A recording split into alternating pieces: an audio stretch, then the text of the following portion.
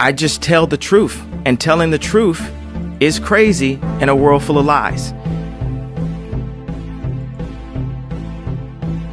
If you mix brilliance with bravery, that we can ignite something. Even this conversation alone can ignite the people. The time is now to express and for people to believe in themselves. The time is now for it to be okay to be great. People in this world shun people for being great, for being a bright color, for standing out. But the time is now to be okay to be the greatest you. Hey guys, what's up? It's your girl Kelly. We're back with another video. And if you guys are new to this channel and you enjoy true crime stories, news, politics, and so much more, please hit that subscribe button, guys. I would really appreciate it. It's a free way to help me out. And, you know, it's a struggle over here on YouTube. I feel like I never get anywhere, but nevertheless, here I am. We continue to do the videos, and I hope you guys enjoy them. And if you do, please like the video, give it a comment, and if you're a returning listener or subscriber, thank you guys so much for being a friend. I appreciate y'all so much, and I thank everyone in advance for watching this video. So I wanted to talk to you guys about 9/11. We're gonna get into it today, guys, and I've done videos about 9/11 before. I have my opinions. I have very strong opinions, in fact, about 9/11, and I just don't believe we got the full story. So without further ado, let's get into it.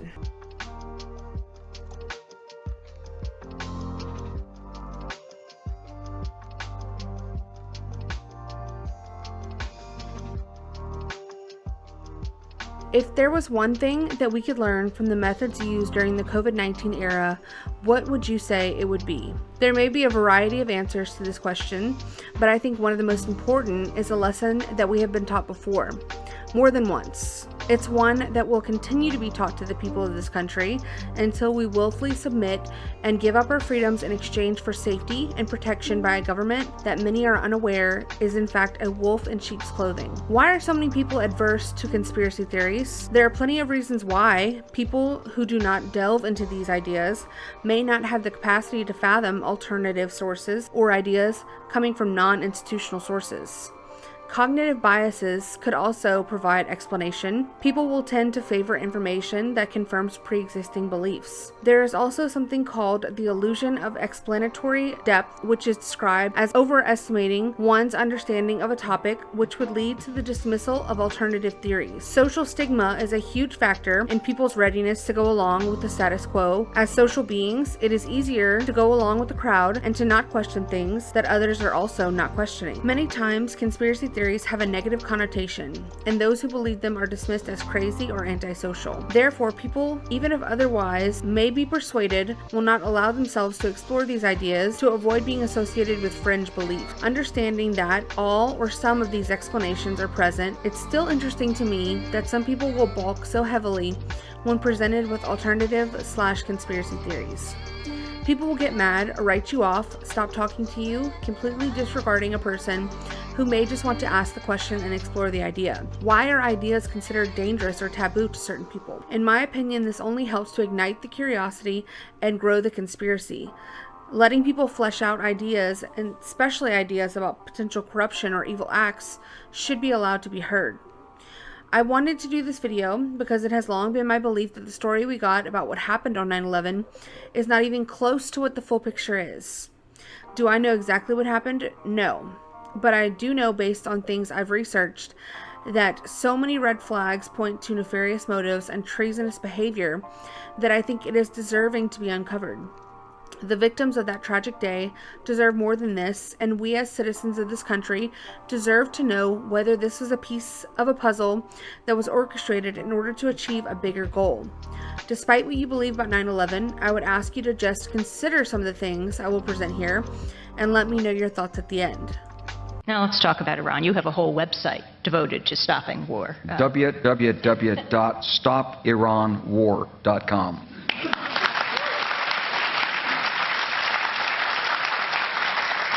Do you see a replay of what happened in the lead up to the war with Iraq? The allegations of the weapons of mass destruction, the media leaping on to the bandwagon.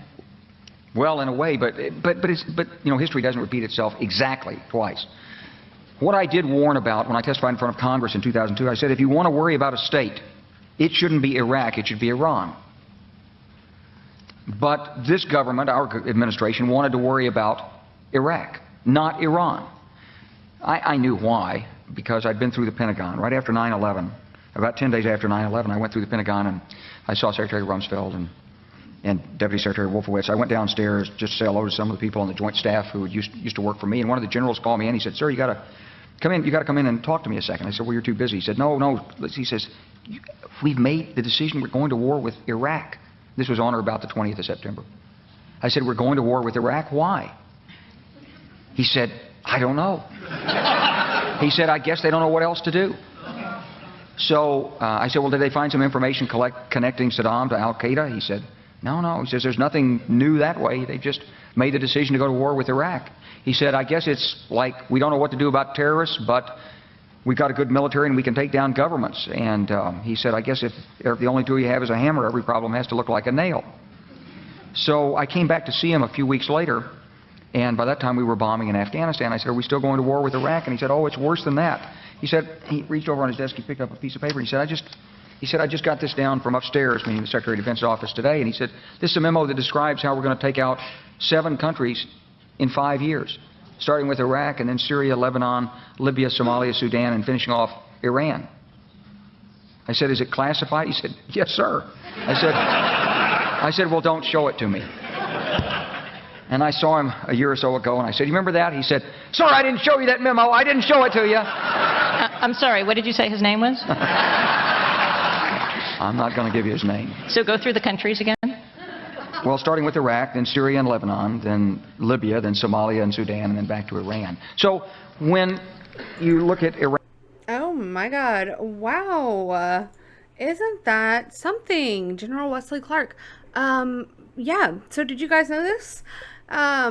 This was relatively not exactly new information to me, but it was very fascinating, very interesting to know that there was not only a plan set into place, there were actors. There was a whole ass think tank associated with these things, and I want to show you guys the next piece that goes along with this. So this was a report that came out in September of 2000, but it was associated with a group called the Project for a New American Century, PNAC, okay?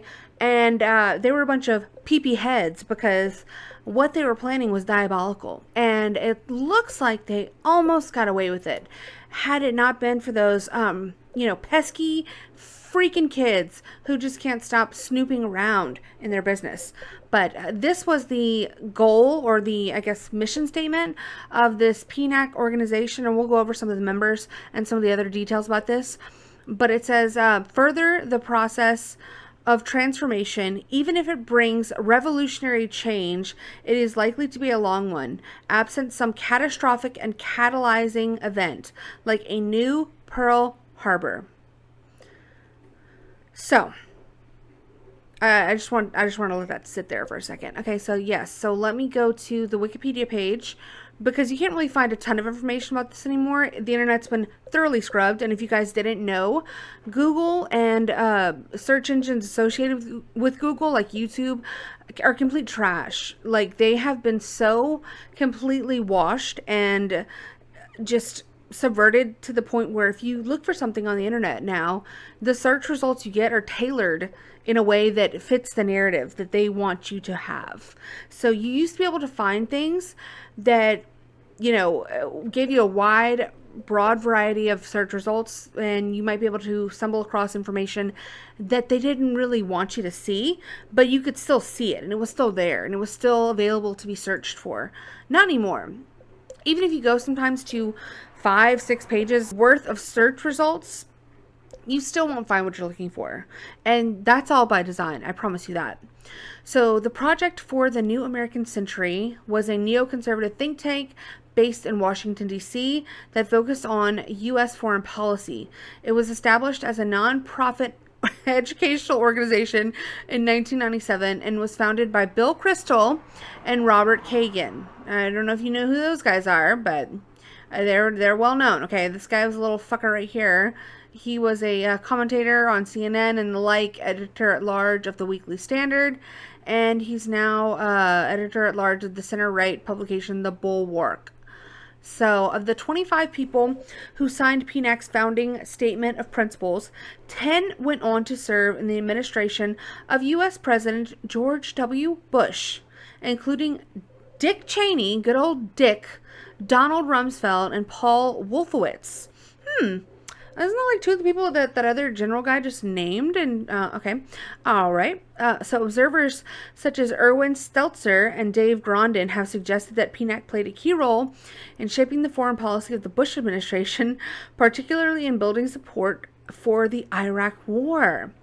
Academics such as this guy, Pajit motherfucker, and all these other people have basically said, no, they're lying. Don't believe your fucking lying ears and your fucking lying eyes. And it was all exaggeration. So the PNAC organization developed from those two fuckfaces up there. It developed from the belief that the Republican Party lacked a compelling vision for American foreign policy. You know, this just makes me... I'm disgusted by this information. I really am. I really, truly am. But I'll try to go on in a calm way if I can. But let's see. Which would allow Republican leaders to effectively criticize Bill Clinton's foreign policy record. Okay. Anyways. They're all one and the same, aren't they? So in an article that they wrote that was titled "Toward a Neo-Reaganite Foreign Policy," they argued that American conservatives were adrift in the area of foreign policy. God forbid they be more invested in, policy that focuses on America. I mean, my God, what a cuckoo concept. Advocated for a more elevated vision of America's international role and suggested that the United States should adopt a stance of benevolent global hegemony. Gross. So they founded PNAC in order to advance the goals that they first laid out in Foreign Affairs, echoing the article's statements and goals in PNAC's founding statement of principles. So the statement had 25 signers, which we'll get to in a second, and it described the United States as the world's preeminent power and said that the nation faced a challenge to shape a new century favorable to American principles and interests. To this goal, the statement's signers called for significant increases in defense spending and for the promotion of political and economic freedom abroad. Yeah, let's bring all of our gay flags to every Middle Eastern country and, make everybody gay. That's what the kind of principles we've brought to the rest of the world. And look at how great that's turned out. Perfect. Love it. It said the United States should strengthen ties with its democratic allies, challenge regimes hostile to our interests and values, and preserve and extend an international order friendly to our security, our prosperity, and our values.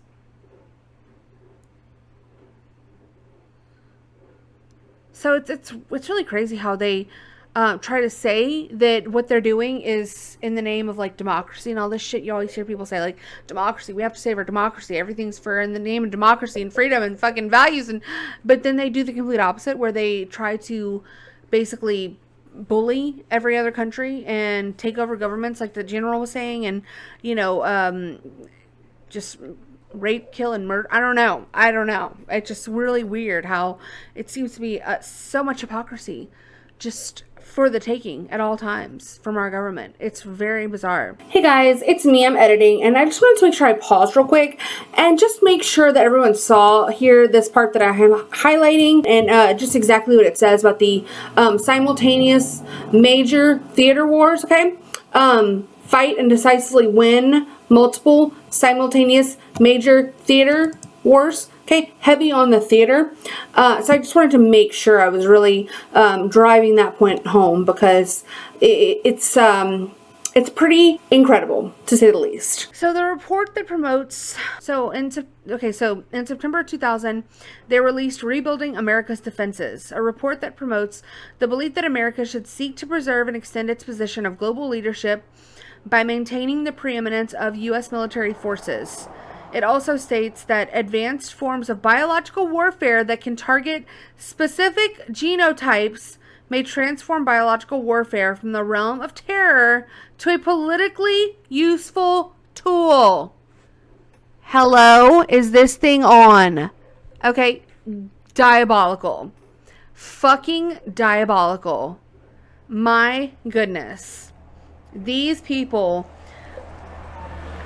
they're criminals. They're fucking criminals. So they called for regime change in Iraq and, are actively doing it at all times. It's just never ending. You heard the list of countries that they were wanting to target. They've been doing that like one by one ever since 9/11 was birthed out of their penac vaginas, okay? And everyone's in on it. Everyone, but I believe Donald Trump's not, because I think that really that's why they hate him so much. And that's why they have been like a dog with a bone trying to get that man the hell out of their way, because they know they have work to do. They have countries to ruin. They have lives to destroy in the Middle East, okay?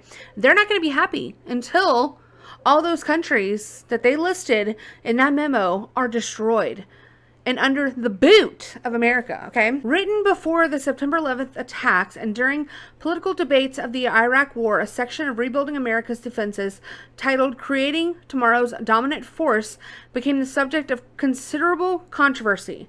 Further, the process of transformation, even if it brings revolutionary change, is likely to be a long one. Absent some catastrophic and catalyzing event, like a new Pearl Harbor, journalist John Pilger pointed to this passage when he argued that the Bush administration had used the events of September 11th as an opportunity to capitalize on long-desired plans. In other words, they knew all about it. They knew, okay? The government knew, and they let it happen, or they were maybe directly involved. I don't know. I'm just asking, I'm asking questions, okay? I want to know answers. And I don't know them. So I'm just bringing things up. And listen, whatever you want to take and, do with it what you will. Okay. So people associated. I'm just going to read some of the main names and some of the ones that I know and will probably stick out in your brains if you follow politics at all. But it's right here if you want to see the full list of names. But obviously Bill Kristol, Robert Kagan, Randy Schooneman. Okay. An American lobbyist. Yeah. Sure. John Bolton. Okay. This little fucker right here. Yeah. I think we all know him, right? Jeb Bush. The Jebster. Low energy Jeb, if you will. Okay. Dick Cheney. Steve Forbes. Donald Kagan. Dan Quayle. Donald Rumsfeld. Paul Wolfowitz. And so many more, guys. So very many more. And before we go on to the video that we're going to watch, there's going to be actually 2 videos. I'm going to try to condense it as much as possible. This is probably going to be a long ass video, and I apologize in advance, but I promise you it'll be worth it. And the information is interesting at the very least, and informative, and might be something to think about. Okay. So I do want to just show you guys this though before we start. The U.S. Patriot Act, and I've mentioned this before, and I will say it once. I've said it once, and I'll say it a million times. The Patriot Act was planned before 9/11, okay? I need you guys to know that, and I want you guys to know that, and I want you guys to remember that, because it's disgusting to me, because the Patriot Act is one of the most abominable, treasonous pieces of legislation that has ever passed and been used against Americans to ever exist, okay? And they tried to make it seem like it was this unifying piece of legislation that was going to help us, like, yeah, let's go get those fucking terrorists. Let's go get those Muslim fuckers in the caves. And now it's being used on American citizens in a disgusting way that is loathsome. It was written in the same way, funnily enough, that the other thing that we were just talking about was written, in preparation for something that they were anticipating to happen, right? So they were waiting for a disaster. This was a piece of legislation that was waiting for something to trigger it, okay? And that is what is most disgusting. I will link all these articles. So the Patriot Act had, its disgusting little tentacles in the Congress for quite a long time, actually. Some of these parts of this legislation were dating all the way back to like the 1950s, and it's just kind of transformed since then. But 1996 is a good date that we can pinpoint there that really saw the beginning of a lot of these more heinous and more just disgusting pieces of the Patriot Act. And at this point, they were calling it the anti-terrorism attack. And if you guys remember, I also did a video about Timothy McVeigh, the Oklahoma bomber or whatever, who, listen, go watch my video if you want to watch it. But this was kind of tried to push through back then after he did the Oklahoma bombing, because they were using that as like, oh, he's this homegrown terrorist and we need to be watching these people. We need to be looking after these people. We need to be kind of subverting people's rights to protect them from these people. And people weren't ready for it back then. You know, it wasn't big enough. It just wasn't a bridge far enough. So they had to reel it back in and say, okay, and you know, I guess, well, fuck, we need something bigger. We got to go bigger. We have to go bigger because America's not going to go. They're not ready to go for this because, you know, we allege that one guy blew up a fucking blew up a building in Oklahoma. All right. They want bigger. We'll give them bigger. And so only just 5 short years later, they got what they asked for. And 4 different planes were supposedly hijacked and flown into buildings, 3 of which hit their supposed targets, and 1 of which supposedly was overtaken and crashed into a field in Pennsylvania. And that, oh boy, that was just what they needed to pass the Patriot Act. And here we are, 20-something years later, guys. So let's get into the first video. Well, thank you so much, George. It's a pleasure to be with you. So tell me a little bit more about yourself other than what we just had. Well, you know, I had flown around 30 years. At the time of 9/11, I stopped flying in 2004. I really didn't pay much attention to 9/11, what happened. It really changed the career so much. So those last 3 years were not easy for us. I could have been on one of those jets that went sideways there on 9/11. I missed it by about 8 to 10 hours. I commuted from coast to coast, and I just could have been there. I was home, luckily, and I watched it unfold. And when I did, I saw things that weren't right. But when you're doing this for a living, it's impossible to look at it in depth.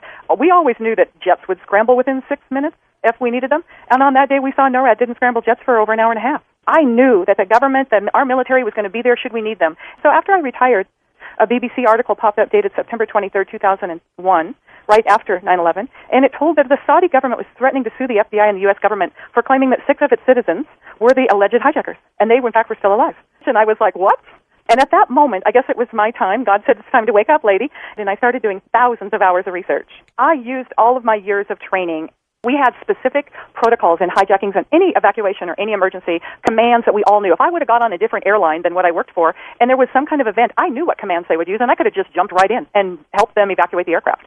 And I knew their commands because it's pretty universal what we were taught to do. And that was one of the things that caught my eye. And then when I started digging deeper into the phone calls, that is really the training is what I kept going back to, is why did this happen like that? Why would they say these things? And we'll talk about some of those things later on, and the details of the calls, especially that the flight attendants did, because the FAA protocols in our training weren't followed by any of the flight attendants or any of the pilots on board. How about the whack job that just charged the cockpit and he got tackled by the people who were on the plane? Yeah, well, that's probably what would have happened if the scenario we were led to believe really did happen on 9/11. The aircraft on 9/11 were taken over remotely using what's called the flight termination system, and it's a remote control device that was sold to some U.S. carriers. It's a plug-in to Boeing's onboard computer. It's a plug-in device. I tell people it's almost as simple as a USB plug-in to your computer. Very simple. You don't have to rearrange your computer. But it was sold to some commercial airlines in the event, listen carefully to this, in the event that a hijacker were to get into the cockpit and take control of the aircraft, I don't know who we are, but I think I have an idea now, we can take control and remotely land that aircraft anywhere that we can get. And there's nothing the hijacker could do. That's correct. And there was nothing that the pilots could do on 9/11. So you think, here are the pilots doing their thing, and all of a sudden, they can't control the plane. That's correct. Would they know instantly that somebody was guiding this plane? They would never. It was sold in the event that a hijacker took control. They would never in a million years have dreamed that that device was actually controlling their aircraft. They would have just thought they were having some sort of mechanical. And the interesting thing about the flight termination system, and one of the reasons why a lot of the pilots and the Airline Pilots Association, their union, did not want this thing put on, is that once the flight termination system takes over via the transponder frequency, and so air traffic control loses track of you, you're no longer showing your transponder on their radar, and you lose all communication. You can't even communicate with the flight attendants in the cabin, and we are the eyes and the ears of the pilots, because they have a cockpit door between us, them and the cabin. They don't know what's going on back there. Interesting. The information that I discovered was literally so mind-blowing for me. It made me physically sick when I really figured out what had happened and how it happened and who did it and how it was covered up. I wanted to take all the information that I discovered in these thousands of hours of research I did into the entire event, not just the airplanes and where they went and what happened, but everything. I didn't know about the Brady bonds and stolen gold and the put options and all of those things. I only knew about the crashes and the hijackers. Right. And write a book so that it would help wake people up to what has happened to us, because 9/11 isn't our past, it's our future. All right, well, let's talk about what we were told, first of all. 4 planes taken over by 19 Middle Eastern terrorists who had been training and flying, at schools, flight schools. Are you saying that none of that occurred, or that part of it occurred? What's your overall view there? Well, what I discovered is, like I said, the first thing I discovered that 6 of those hijackers were Saudi Arabian citizens, and the Saudi government was suing the FBI. Not only were they using their names, but they were using photographs from their passports and their ID. Of people who were not on that plane, you said? That's correct. Those people one of them had never been to the United States, and he didn't know what a Pennsylvania was. He was supposed to be on Flight 93 that crashed in Shanksville. All right, where are those 6 now? I mean, why wouldn't... See, if somebody had a picture of me as a terrorist taking a plane and they used it in Britain or the Middle East, and I'm here, believe me, you're going to know that I'm here. Right. Well, the Saudi government stood up for its citizens and was threatening to sue, and I never could find a settlement, but I'm sure there must have been one, because and that was one of the things that really triggered my research, is that the FBI was being sued. These people were still alive, and 4 of them are pilots for Saudi Air. And being an airline professional for 30 years, I thought, wow, can you imagine trying to travel as a pilot or a flight attendant and being accused of being a terrorist for the New Pearl Harbor? Oh, it's not going to happen. But I mean, why haven't these 6, though, come forward to say, hello, here I am? Well, they did. And as a matter of fact, that's part of that BBC article, and their government sued. And what we were never told as Americans, through our media and through the government handing out information to the media, that the lawsuit was either settled out of court or that these people really were alive. The FBI did eventually say that, well, there could be some mistaken identity and there may be a stolen IDs, but they never reneged on it. If you look in Wikipedia, those 4 or 6 citizens that are still alive, 6 of them, 4 of them are professional pilots. They are still considered to be one of the 19 hijackers from 9/11. Okay. They never changed their story. All right, then the official version 5, 5, 5, and 4 of those 4 planes, they took control of the plane. They, slit throats with some people with their box cutters. They somehow got their way into the cockpits. They all somehow got to fly the planes. I still think the one in Pennsylvania was shot down by us. So what do you think happened on that plane? Give me your thoughts on that. If you sprayed pepper spray or mace in a pressurized cabin, everyone would be feeling the effects of it. That would be the hijackers, the pilots, all the flight crew, and all the passengers.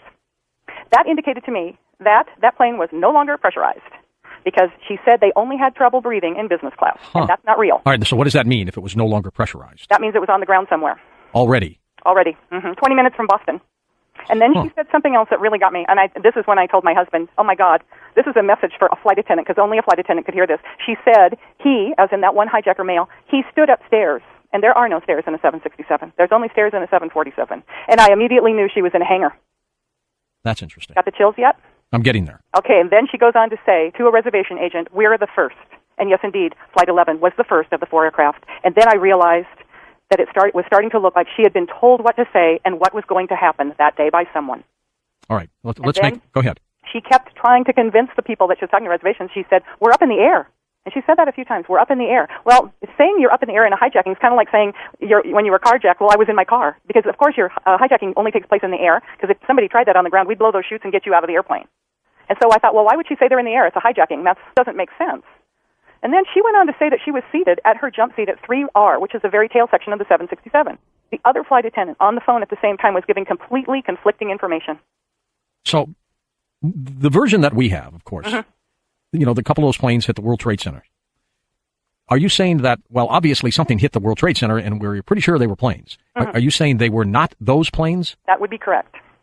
And how I dissected this or deconstructed this was through all of the phone calls made on all 4 flights and the similarities of what they were being told to say. And then I charted, here's my Devil's Tower in the living room. I charted what the NTSB, what the FAA said the aircraft were doing. Now, according to the official story on Flight 93, the aircraft's coming down at more than a 40-degree angle, and part of that time upside down, while those let's roll guys were bringing hot water into the cockpit. Impossible in a 757. Okay. Impossible. What planes, in your opinion, hit the towers? What we saw hitting the South Tower looked like a 767, but it's actually a little bit out of sizing for the 200 series that it was supposed to be. And there's some kind of pod formations underneath it. There's some oddities that the pilots are telling me that they see too. And they want to know how in the world, have I figured this out? And no, I haven't. But how in the world did they get that aluminum plane? Because we've seen hail strikes leaving, Chicago and Detroit and stuff. You can get baseball hail that'll just rip a plane apart and you can have a serious problem. Or a bird strike. I mean, literally, it'll go to make a hole right in the aircraft.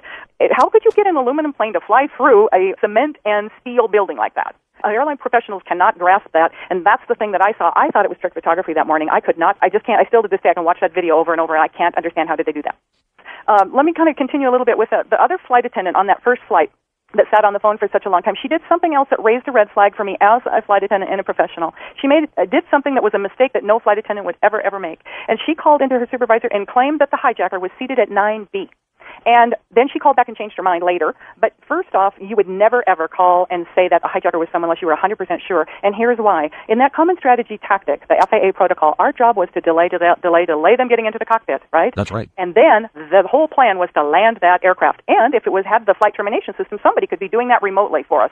I didn't work for an airline that had that. So let me ask you something. Would a pilot open up the cockpit door if they were told that hijackers were systematically killing people on the plane until they opened up that door? No. They would not? No. The only thing that's really important to us as professionals, and this is pilots, flight attendants, pursers, all of us, when we put our uniform on, your safety as passengers and the safety of that aircraft are our number one concern. And so his number one concern would be to land that airplane somewhere and get a SWAT team. And if somebody died back there, it's not going to be all of them. Right. And there's no way 20 minutes into that flight the crew members would have opened up the door, gone to the bathroom. I don't see that happen. That happens later on. Later on, I've seen that happen on a plane, but not right away. Yeah, exactly. And so as I started looking at it, I thought, well, first off, if I called in and said 9B was the hijacker, and then I didn't get a chance to change that story, and we landed, the SWAT team takes over, or the Army Rangers come in, and they'll take that guy down. It's a mistake you just wouldn't make as a flight attendant. And so for some reason, one day while I was doing all this research, I thought, well, gosh, I wonder who they said was this hijacker, 9B. And so I started to look, and unbelievable, the guy was a trained assassin. He was also an anti-hijacking specialist and a hostage rescue specialist. He was from a foreign intelligence agency. He was fluent in English. He grew up in Denver, Colorado. He was fluent in Hebrew and Arabic. He grew up in Denver until he was 14, moved to Israel, and then... Oh my God. Israel? He spoke Hebrew, you say? Worked for a foreign intelligence agency, say you. Is that right? A new report says dozens of people in two separate groups in Jersey City celebrated as the Twin Towers fell. The investigation by NJ Advanced Media found multiple witnesses to the separate gatherings on 9/11 that went largely unnoticed amid the unfolding chaos. According to the report, a now-retired police captain said he cleared a rooftop celebration of around 25 people from an apartment building with a view of the towers. Trump has not backed down from his debunked claim that thousands of people cheered from Jersey City as the towers collapsed. Also, neighbors told NJ.com they saw the FBI take several residents of the building into custody for reasons that are unclear. However, other Jersey officials have said the supposed celebrations were nothing more than urban legend stemming from the wild rumors swirling on 9/11. In the days after the September attacks, there were countless rumors about strange coincidences surrounding the events. One report about a group of Middle Eastern men spotted the morning of September 11th parked just across the river from New York City has not gone away. Investigation of their presence has led to questions about whether Israel was conducting espionage on U.S. soil. We're joined now by ABC's John Miller with an exclusive report this evening. That's right, Elizabeth. This is a case that took the FBI and the CIA more than 2 months to sort out, while 5 Israelis waited in jail. It began when this woman was watching the Twin Towers burning from her apartment in New Jersey. She noticed 3 men on top of a van, posing for pictures with the towers burning in the background. And I could see that they were like happy. You know, they didn't look shocked to me. You know, they didn't look shocked. I thought it was very strange. The witness called police, who stopped the van hours later and arrested 5 men. All 5, it turns out, were Israeli. They were turned over to the FBI. Sources tell ABC News during a check of national security databases, some of the men were listed as having had connections with Israeli intelligence. At the FBI, that set off alarm bells. The FBI needed the answers to three important questions. Who were these men? What brought them to that parking lot on the morning of September 11th? And did they have any advance knowledge of what was going to happen that day? They said they worked for a company called UNBECOMING. The FBI obtained a search warrant for the company's offices. 2 SUVs were filled up with between 9 and 12 boxes and computers. Not long after the arrests, the offices of UNBECOMING were simply abandoned. Almost everything was left behind. In jail, the 5 Israelis were repeatedly interrogated and given lie detector tests. Stephen Gordon was their American lawyer. They were asked questions if they had ever been approached by or hired by any non-United States intelligence community.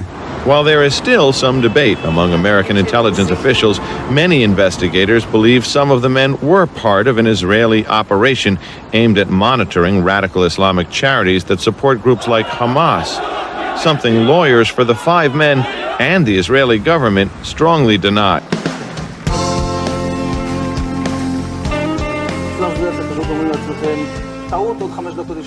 And at that point, we were taken for another round of questioning, this time related to our allegedly being members of Mossad.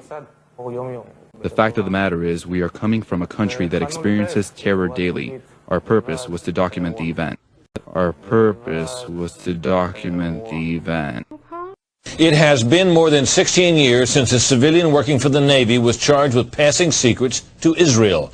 Jonathan Pollard pled guilty to conspiracy to commit espionage and is serving a life sentence. At first, Israeli leaders claimed Pollard was part of a rogue operation, but later took responsibility for his work. Now, Fox News has learned some U.S. investigators believe that there are Israelis again very much engaged in spying in and on the U.S., who may have known things they didn't tell us before September 11th. Fox News correspondent Carl Cameron has details in the first of a 4-part series. Since September 11th, more than 60 Israelis have been arrested or detained, either under the new Patriot anti-terrorism law or for immigration violations. A handful of active Israeli military were among those detained, according to investigators, who say some of the detainees also failed polygraph questions when asked about alleged surveillance activities against and in the United States. There is no indication that the Israelis were involved in the 9/11 attacks, but investigators suspect that the Israelis may have gathered intelligence about the attacks in advance and not shared it. A highly placed investigator said there are, quote, tie-ins, but when asked for details, he flatly refused to describe them, saying, quote, evidence linking these Israelis to 9/11 is classified. I cannot tell you about evidence that has been gathered. It's classified information. Fox News has learned that one group of Israelis, spotted in North Carolina recently, is suspected of keeping an apartment in California to spy on a group of Arabs who the United States is also investigating for links to terrorism. Numerous classified documents obtained by Fox News indicate that even prior to September 11th, as many as 140 other Israelis had been detained or arrested in a secretive and sprawling investigation into suspected espionage by Israelis in the United States. Investigators from numerous government agencies are part of a working group that's been compiling evidence since the mid-90s. These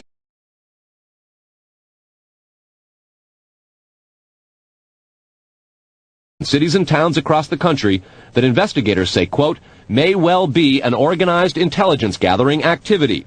The first part of the investigation focuses on Israelis who say they are art students from the University of Jerusalem and Bezalel Academy. They repeatedly made contact with U.S. government personnel, the report says, by saying they wanted to sell cheap art or handiwork. Documents say they, quote, targeted and penetrated military bases, the DEA, FBI, and dozens of other government facilities, and even secret offices and unlisted private homes of law enforcement and intelligence personnel. The majority of those questioned, quote, stated they served in military intelligence, electronic surveillance intercept, and or explosive ordnance units. Another part of the investigation has resulted in the detention and arrests of dozens of Israelis at American Mall kiosks, where they've been selling toys called Puzzle Car and Zoomcopter. Investigators suspect a front. Shortly after the New York Times and Washington Post reported the Israeli detentions last month, the carts began vanishing. Zoomcopter's webpage says, "We are aware of the situation caused by thousands of mall carts being closed at the last minute. This in no way reflects the quality of the toy or its saleability. The problem lies in the operator's business policies." Why would Israelis spy in and on the U.S.? A General Accounting Office investigation referred to Israel as Country A and said, quote, "According to a U.S. intelligence agency, the government of Country A conducts the most aggressive espionage operation against the U.S. of any U.S. ally." A defense intelligence report said Israel has a voracious appetite for information and, quote, "The Israelis are motivated by strong survival instincts which dictate every facet of their political and economic policies. It aggressively collects military and industrial technology, and the U.S. is a high priority target." The document concludes, quote, "Israel possesses the resources and technical capability to achieve its collection objectives." A spokesman for the Israeli embassy here in Washington issued a categorical denial, saying any suggestion that Israelis are spying in or on the U.S. is, quote, "simply not true." There are other things to consider, and in the days ahead, we will take a look at the U.S. phone system and law enforcement's methods for wiretaps, and an investigation into the possibility that both have been compromised by our friends and allies overseas. Brett? Carl, what about this question of advanced knowledge of what was going to happen on 9/11? How clear are investigators that some Israeli agents may have known something? Well, it's very explosive information, obviously, and there's a great deal of evidence that they say they have collected, none of it necessarily conclusive. It's more when they put it all together. A bigger question, they say, is how could they not have known? Almost a direct quote. What's happening on America's college campuses is horrific. Anti-Semitic mobs have taken over leading universities. They call for the annihilation of Israel. It's unconscionable. It has to be stopped. It has to be condemned, and condemned unequivocally. When Netanyahu demanded that the protests against Israel be stopped, the U.S. government complied because our members of Congress have all been bought and paid for with tax dollars given to the American Israeli Political Action Committee, known as AIPAC. AIPAC openly brags about this on their official website because they don't have to register under the Foreign Agents Registration Act, which requires agents of foreign principals to register and provide transparency. Beginning in 1962, they were known as the American Zionist Council, and President John F. Kennedy was ordering them to register as a foreign agent. Along with members of the U.S. government, the Zionists fought against this. In October of 1963, forms were prepared for them to register, but the next month, JFK was assassinated, and Israel has never been asked to register since. 4 years later, Israel attacked the USS Liberty, murdering dozens of Americans and injuring over 100. The U.S. government helped them cover it up as an accident. On the day of 9/11, 5 Israelis, who were seen photographing the collapse of the Twin Towers and celebrating, were arrested and detained for several weeks. In documents later released by FOIA requests, the FBI redacted their faces in pictures where they were posing in front of the burning towers and described them as being happy and jovial. One of them stated, "Israel now has hope that the world will understand us." The end of the declassified document asks if they had foreknowledge of the event and were there to film it, and the answer was redacted. As soon as they were released, they returned to Israel and went on television, where they confirmed that the answer was yes. The fact of the matter is, we are coming from a country that experiences terror daily. Our purpose was to document the event. The dancing Israelis had fake student IDs, and several accounts of suspicious Israeli art students were reported to be infiltrating government buildings. Over 100 of these Israeli art students were arrested. Fox News reported that these art students served in military intelligence and explosive ordnance units. The majority of those questioned, quote, stated they served in military intelligence, electronic surveillance intercept, and/or explosive ordnance units. In March of 2000, several of these Mossad art students were living in the World Trade Center as part of the World Views Artist in Residence program. They occupied floors 90 and 91, where walls were unfinished and structural beams were exposed. A member of this group of artists, Hanan Sarfati, was arrested by the DEA as part of the Israeli spy ring, but the identities of an additional 14 Israelis who were with him have never been released to the public. These Israeli artists were sharing the space with a group of Austrian artists known as Gelatin, who were working on a project called The Bee Thing that involved removing windows on the 91st floor of the North Tower. A small balcony was constructed for people to stand on while photographs were taken by a helicopter. Another group, called E-Team, managed the helicopter with the designation number N666LH. This helicopter was to be in an art exhibit memorializing this project, scheduled for September 11th, 2001. In March of 2001, E-Team had an art project called 127 Windows. Officially, they were going to write their name on the exterior of the tower. They had an artist's rendering of what the project was supposed to look like, but it never appears to have happened. And on 9/11, American Airlines Flight 11 crashed into the exact spot where they were supposedly preparing to do this. In 2001, Gelatin published a book on the project and described it as conspiratorial work. It includes a drawing of someone falling headfirst from the 91st floor with the words 300 meters of pure pleasure. Gelatin was originally spelled the same as the explosive, but was officially changed in 2005.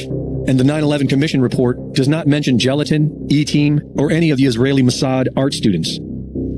All right. Well, let's let her continue. He learned Hebrew and Arabic while he was there. And so I'm like, well, that's really interesting. And then when the flight attendant calls back to her supervisor, she said, oh, no, I made a mistake. The hijacker was in 10B, and not 90. 90's been stabbed by the box cutter, right? Mm-hmm. So here you've got this guy who is a trained anti-hijacking specialist, a highly trained assassin, a hostage rescue specialist, from Israel, who is fluent in the language being spoken by the hijackers who are planning the new Pearl Harbor, the attack of the century on America. And for no reason, there's no apparent reason, they decide to get up and stab him with a box cutter and kill him, because we're led to believe that he died. He was stabbed by a box cutter. And how did they systematically know it was him? There's no answer to that one. And he was involved in the Israeli Special Intelligence Operations. It's referred to as Sayeret Matkal. These are the trained assassins, and they do the anti-hijacking and hostage rescue. So these would be the specialists that Israel would send to a hijacking, and like in Tunisia or someplace, that go rescue their passengers. And they have actually been used. Benjamin Netanyahu's brother, and Benjamin Netanyahu was Sayeret Matkal, and his brother was actually killed in a hostage rescue attempt. Yeah, he was. Quite a while ago. I found that really interesting that we have this guy who is listening to these people speak Arabic and plan to take over the aircraft, and for no reason they get up and kill him, yet this guy, 9B's friends, said about him he could kill any human being using a pen and a credit card. Let's just move on from him, because there is a lot, and there's a lot in the book about him. And so it's really interesting to me that the flight attendants were saying, one was saying a doctor and a nurse were taking care of 9B after she said he was stabbed, and the other flight attendant, same flight, was saying there was no medical people on board. And so I'm saying, well, okay, there's only one reality inside an aircraft cabin. So I like watching all this stuff and reading through, and I just took massive notes and drew all these charts of what the government said the aircraft was doing. Some of the aircraft were coming out of the sky. I know you've flown, and I know you know what this means. 6,000 to 10,000 feet per minute. Yeah. And you're expected to believe that someone's sitting on the phone showing no emotion, no fear, and that would be a very frightening thing. That is beyond if you were to do an emergency descent for decompression. You'd be coming down the fast. I mean, the aircraft makes very scary noise. People are scared. People scream, and none of that's going on. So let me ask you this. Are you saying that the so-called hijackers, whether it was taken over electronically or not the point here, are you saying they were not or they were on the planes? The 19 hijackers that you are led to believe, I've actually found 10 of them alive. The other 9, they're fake people with a first name from somebody's ID and a last name from someone else's. So there were not Arab hijackers on any of the real passenger manifests. Another thing that's interesting about what the FBI claimed were the passenger manifests in that first 72 hours, they came up with 4 different names that are not, there were 19, but 4 of them were different than what they are right now and what they've been ever since about 3 or 4 days into this event. And it's interesting because 3 of those people showed up alive. One of them was an FAA employee. And he said no, he was actually an FAA aviation safety employee in Florida. And so he, of course, went to the FAA and then went to the FBI and said, I'm not a hijacker. How could I be on the manifest? I was at work. And my brother, who you claim was also on the manifest, has been dead for a year. And the other 2 guys showed up alive, too. So quickly, we were unfurling our flags and figuring out who were we going to point our guns at and kill over this attack, the FBI quickly changed their story. And the actual story about Mohammed Atta's rental car with the Koran and the flight manuals and his will was actually assigned to the brother, the FAA employee, and his dead brother. Well, and I've got to tell you, too, Rebecca, of anything that I heard, finding a passport of one of these reported hijackers in the rubble was the most bizarre for me. And they found 2. One was in Shanksville, and one was in New York. In pristine condition. No. And the only passports they found were from those supposed hijackers, not any passengers. Now, consider this, that there were nearly 100 people on Flight 11, and only one hijacker's passport must have gone from his shirt through the building, through the explosion, and floated down. It's amazing. And only one. And apparently there was a member of the Bloods on board, too, because his, handkerchief right here also survived. So maybe it was a Blood member. I don't know. Have we accounted for the leader of the Bloods gang? I don't know if he was ever questioned, but apparently he was on board. One was in Shanksville, and one was in New York. In pristine condition. And the only passports they found were from those supposed hijackers, not any passengers. Now, consider this, that there were nearly 100 people on Flight 11, and only one hijacker's passport must have gone from his shirt through the building, through the explosion, and floated down. It's amazing. Well, there were 4 crashes. There were, but they were not these aircraft. These aircraft were all taken to the same location, and how I found that One, I actually flew out of Boston for a while. I knew that the phone calls had to have been made on the ground. On one of the flights from Boston, going to L.A. that hit the towers, my uncle from my mother's marriage, he's still gone. So I want you to tell me where he is. Where is he and everybody else that happened to be on those other planes? Well, you know what I did to discover this is I kind of dissected as I've been doing these phone calls, and I took them flight after flight after flight, what they were saying, what the planes were doing, and I discovered that the people making those phone calls had been told about what was going to happen that day. And I'm sorry for your loss for your uncle, and I'm sure that he was more than likely an innocent passenger, much like the crew members, and they are all dead. They just didn't die the way the illusion was painted for us. Let me just put it to you that way. What I discovered, and truly, George, it made me physically ill when I discovered this. I took these phone calls and the details that were being made, and I realized that there was someone on board that was handling these people and telling them what to say. On the second flight out of Boston, Flight 175, United Airlines, there was a young gentleman that used the term, and he called his father at 8:52. And he said that a airline hostess had been stabbed. And now, I'm in my 60s. I started flying in the early 70s, and we have never been called airline hostess. That's a terminology that's used in Asia, maybe the Middle East, but it is not something we have been called. We've stewardess until 1968, and then we've been called flight attendant. So this guy was 32. His entire life he's heard us called stewardess or flight attendant. And so I thought, well, that's a really weird thing to say because that's not American terminology. And so then he did something else that was very strange. At exactly 9 o'clock, keep this in mind, this is now 3 minutes prior to impact in the South Towers. On that flight, he calls his father back for the second time, and he tells his dad he thinks the hijackers are going to fly their plane to Chicago and fly them into a building.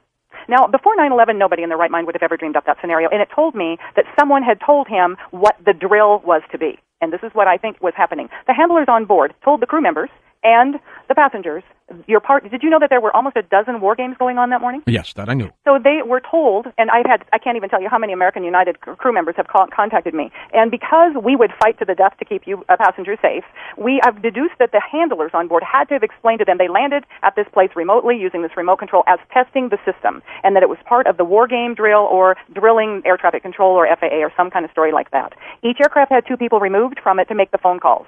And they were put in a hangar, in an office, and they were in different offices. That's why the people making the phone calls didn't know what the other ones were saying. Like the flight attendants on Flight 11 giving completely conflicting reports about a passenger being tended to by a doctor and a nurse or being tended to by no one. Now, there was another guy that called out, and this is really interesting. This guy was a Top Gun fighter pilot trained at Miramar, California. It's San Diego. 6'2", 225 pounds. He fought in the Gulf War in 91. And at 9 o'clock, 3 minutes prior to impact, if you've ever flown into Manhattan, you know that New York is about 365 square miles. So 3 minutes before you're hitting the South Tower, you know you're in New York, right? And so he called his mom, and he told his mom they were hijacked. He didn't say much about the hijackers or anything else. Didn't look good. Thought he wasn't going to make it. And then she said, well, where are you? And he said, well, I think we're over Ohio. Well, Ohio is an hour and 45 to an hour and 55 minutes from Boston. He's a pilot. He should know that. And when you look out the window and you see Manhattan, you know you're not in Ohio or Kansas. And so I thought, well, that's an oddball thing for him to say. And then he says the one thing that was my aha moment. He said, 8 minutes after the passengers figured out they'd been hijacked, 8 minutes. Well, he says to his mom, a bunch of us passengers think we're going to go take over the cockpit. That's the scenario for Flight 93. Let's roll. And I knew right then and there that he'd been told or planned the scenario, because there's no way that would be a coincidence that they would do that same thing that they eventually claimed they did on Flight 93. Okay, now that flight, of course, went down near Shanksville. That's correct. Well, that's Pennsylvania. If you're saying it did not, but something did, what was that? Boy, it's hard to say. You know, there was the ditch that they showed, that divot in the ground, has been found on Google Earth Maps from '96. So the local people, even the local coroner, said there was no bodies. And in any plane crash, and you know, the listeners, I invite you to just do a Google image search on any kind of plane crash, 757 plane crash or just commercial plane crash, and the Google images, and you're going to see huge sections of fuselage, especially an aircraft that large as a 757, and because that's like an old 707, just missing a couple of the engines, similar in size. It's a big aircraft. The tail is huge, and so there are parts of an aircraft crash that just don't disappear. That was the one thing I looked at that day, and I said, that was not a plane crash. I've seen the pictures. It looks like there's nothing there except for a hole in the ground. Basically, that's right. The only thing you could see from where we were was a big gouge in the earth and some broken trees. We could see some people walking around in the area, but from where we could see, there wasn't much left. Any large pieces of debris at all? No, there was nothing that you could distinguish that a plane had crashed there. That's really all you see is a large crater in the ground and just tiny bits of debris. There's been at least one report that the investigators out there, and there are hundreds of them, as I said tonight, have found nothing larger than a phone book.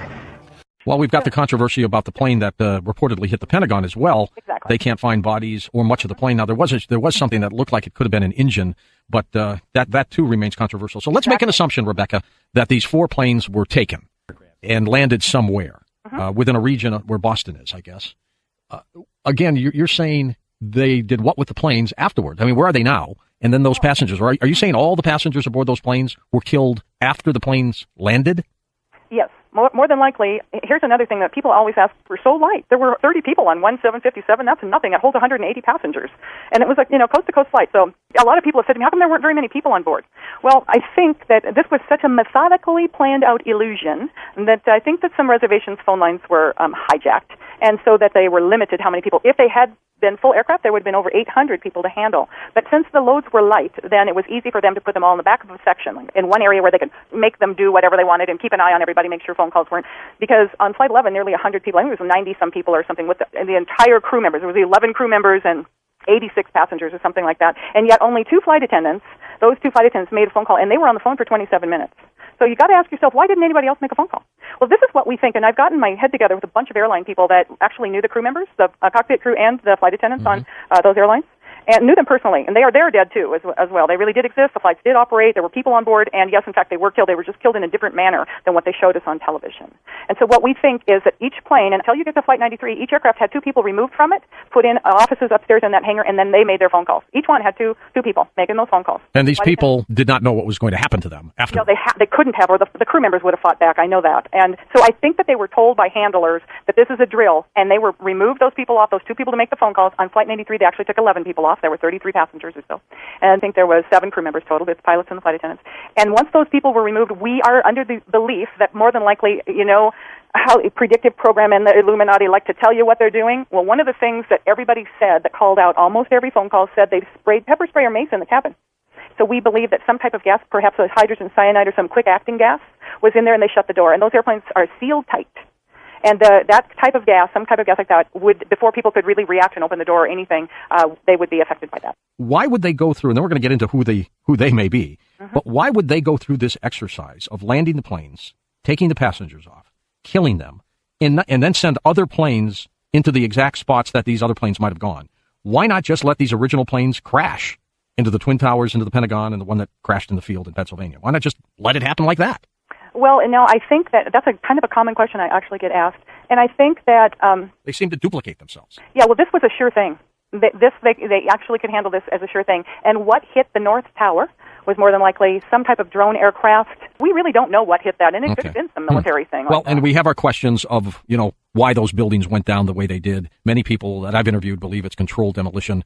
Looked like it, didn't it? Yeah, well, it sure did. You've seen enough buildings go down. So to answer your question, why would they go through this? One, they needed the precision, and they couldn't take the chance that the pilots might override that flight termination system and take control of the aircraft. At what point, though, is this speculative or something based on some fact? I mean, we really don't know that they were all pulled off the plane and killed, do we? Well, I don't think they were killed off the plane. I think they were gassed in the cabin.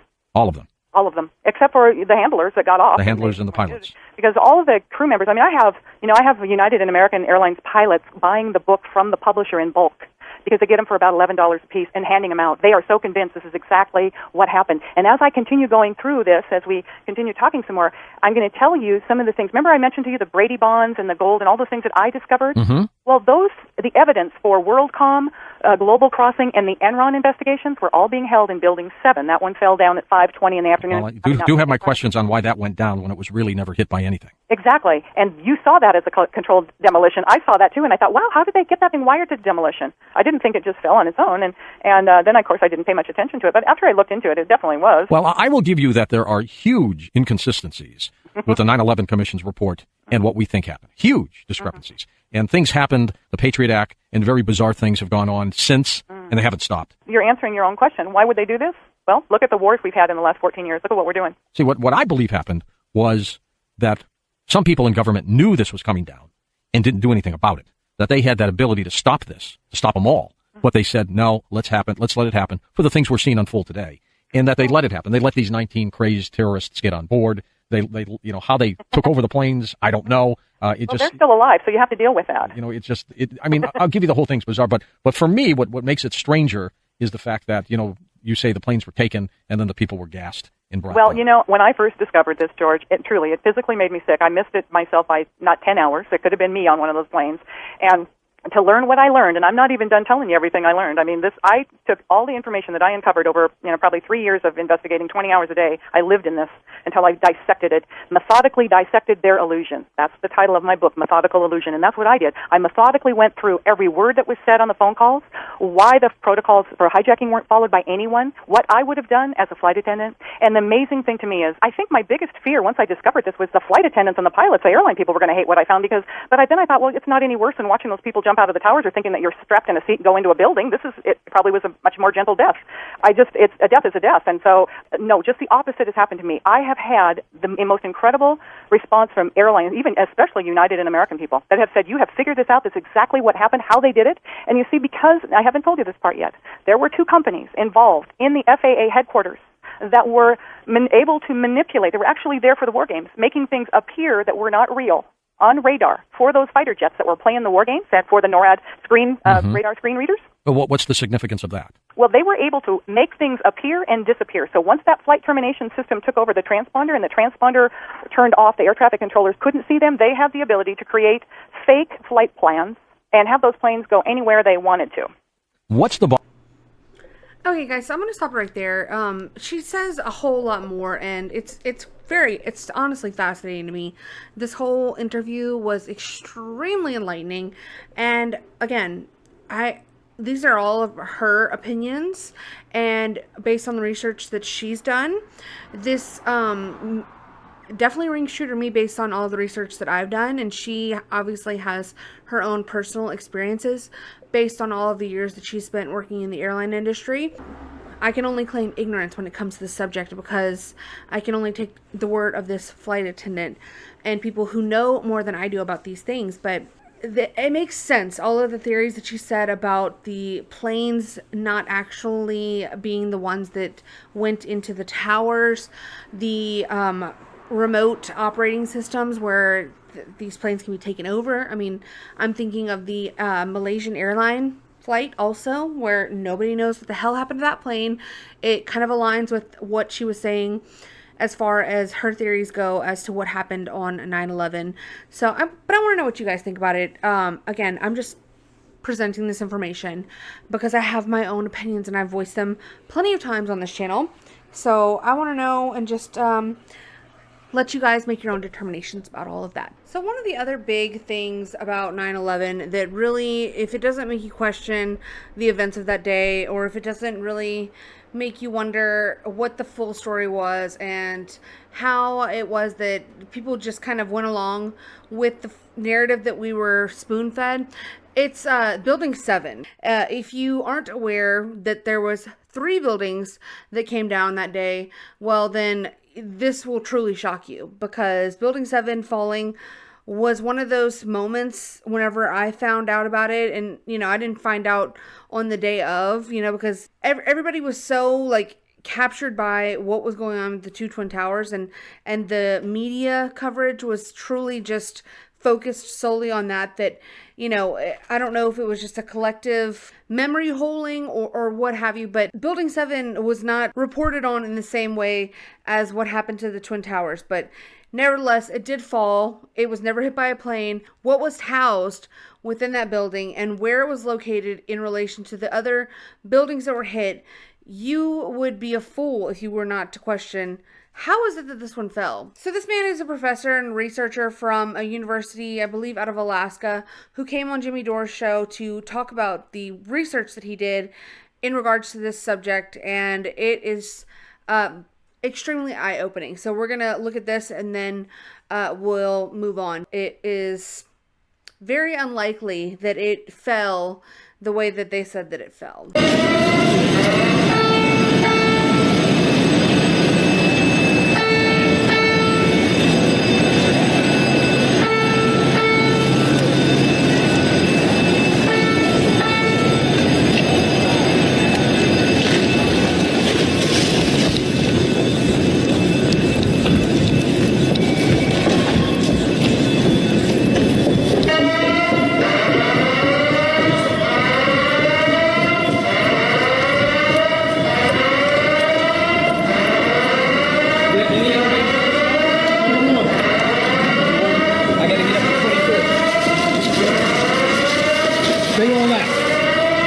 guess what?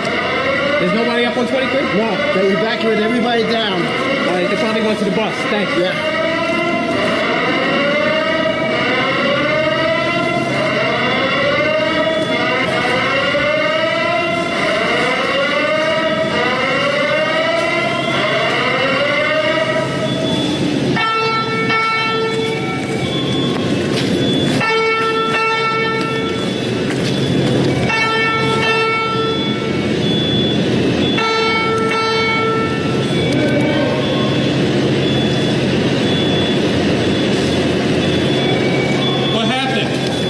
The side of the building come down? I don't know.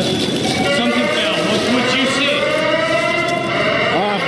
It was pretty clear at one point, and then there's a whole bunch of smoke and glass. And I think we're just about the last ones in this building right now. I think you should leave. Everybody else is gone. Okay. I'll just make sure that there's nobody else coming downstairs. What do you think happened? I hear the top of the building fell down. Fell over on us. I don't know. I haven't seen outside yet. Have you, when were you here? Were you here after the planes landed? As a matter of fact, we're standing right underneath 6th World Trade when the building the plane hit it the first time. Describe it. A plane, the engine screaming, and then just an explosion. Glass. Then everybody was running around trying to get away. Have your name and spell it? Bennett, Bennette. Sergeant? No, Secret Service. Secret Service? How do you want your title? OST. OST, thank you. All right.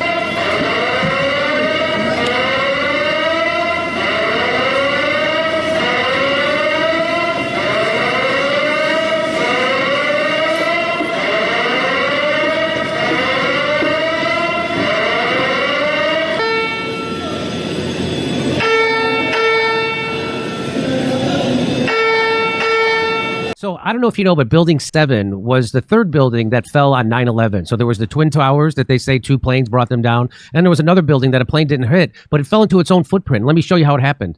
So for the third time today. And watch this. It's reminiscent of those pictures we've all seen too much on television before when a building was deliberately destroyed by well-placed dynamite to knock it down. And there it is. And that's Dan Rather, literally as it's coming down, falling into its own footprint. He goes, well, those buildings look like like when we see a building demolished on television, like it's coming down. I wonder why it looked like that. You know why? Because it was. Wait, Charlie Sheen, when he said looks to me, he was the same as Dan Rather, Charlie Sheen saying that? Yes. Did they actually use the word brought down? And who was it that was telling you this? The fire department. The fire department. This is there it is. These are all different angles. You see all the explosions? So those are all different angles of Building 7 coming down. Here's another one. Ripping through the building and the windows all busted out. Now the interesting thing, here's another version. Here's another angle. Now if you think that building fell into its own footprint because a plane hit another building, I've got a vaccine I'd like to sell you. So I just wanted to show you. This was predicted. So BBC, 20 minutes before that building fell, the BBC did this. Now, this is the only video I could give it. I'm going to apologize for these graphics being there. But the BBC predicted they were broadcasting in real time, and they said that Building 7 had already fallen. They called it the Solomon Building because it was owned by this guy Solomon. So let's watch this.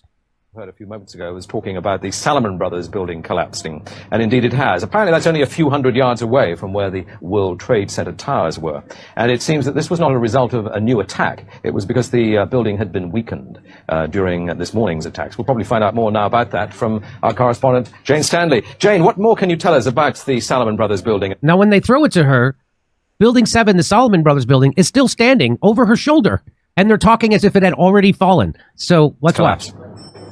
Behind that, there's an empty piece of what was a very familiar New York skyline, a symbol of the financial prosperity of this city, but completely disappeared now, and New York is still unable to take on board what has happened to them today. Presumably there were very few. So that was the BBC and in real time on television telling you that the Building 7 had already fallen when it hadn't fallen yet. They didn't know what it was. So they didn't know. Now, I showed that clip because I do just want to say, just in order to be fair and to, give my opinion on, certain things and that don't align with my theory of this being more to it than what we've been told. Because I do think that that is the right thing to do, is like not just to get yourself into this confirmation bias in regards to your opinions on certain things like this, but I do think that them, and a lot of people have made this point about this woman from the BBC reporting about the World Trade Center Building 7 coming down while it was still standing behind her in frame on the news live. And I think that it is possible that they were using a shot that was shot previously. The news can use any graphic behind you as they're showing you speaking live. So it doesn't have to be a live shot. It's possible that she was standing somewhere in a room and a graphic was being used behind her. But I don't know that for a fact, and it could be that what he's saying and what many people have alleged to be concrete proof that people knew about this beforehand, before it happened. And I think that's extremely plausible, because there's been other reports of people having early warnings that from higher ups that said, you know, hey, the World Trade Center 7 is going to come down. Everyone needs to kind of evacuate the area. And they were saying this before it even started to show signs that it was going to come down.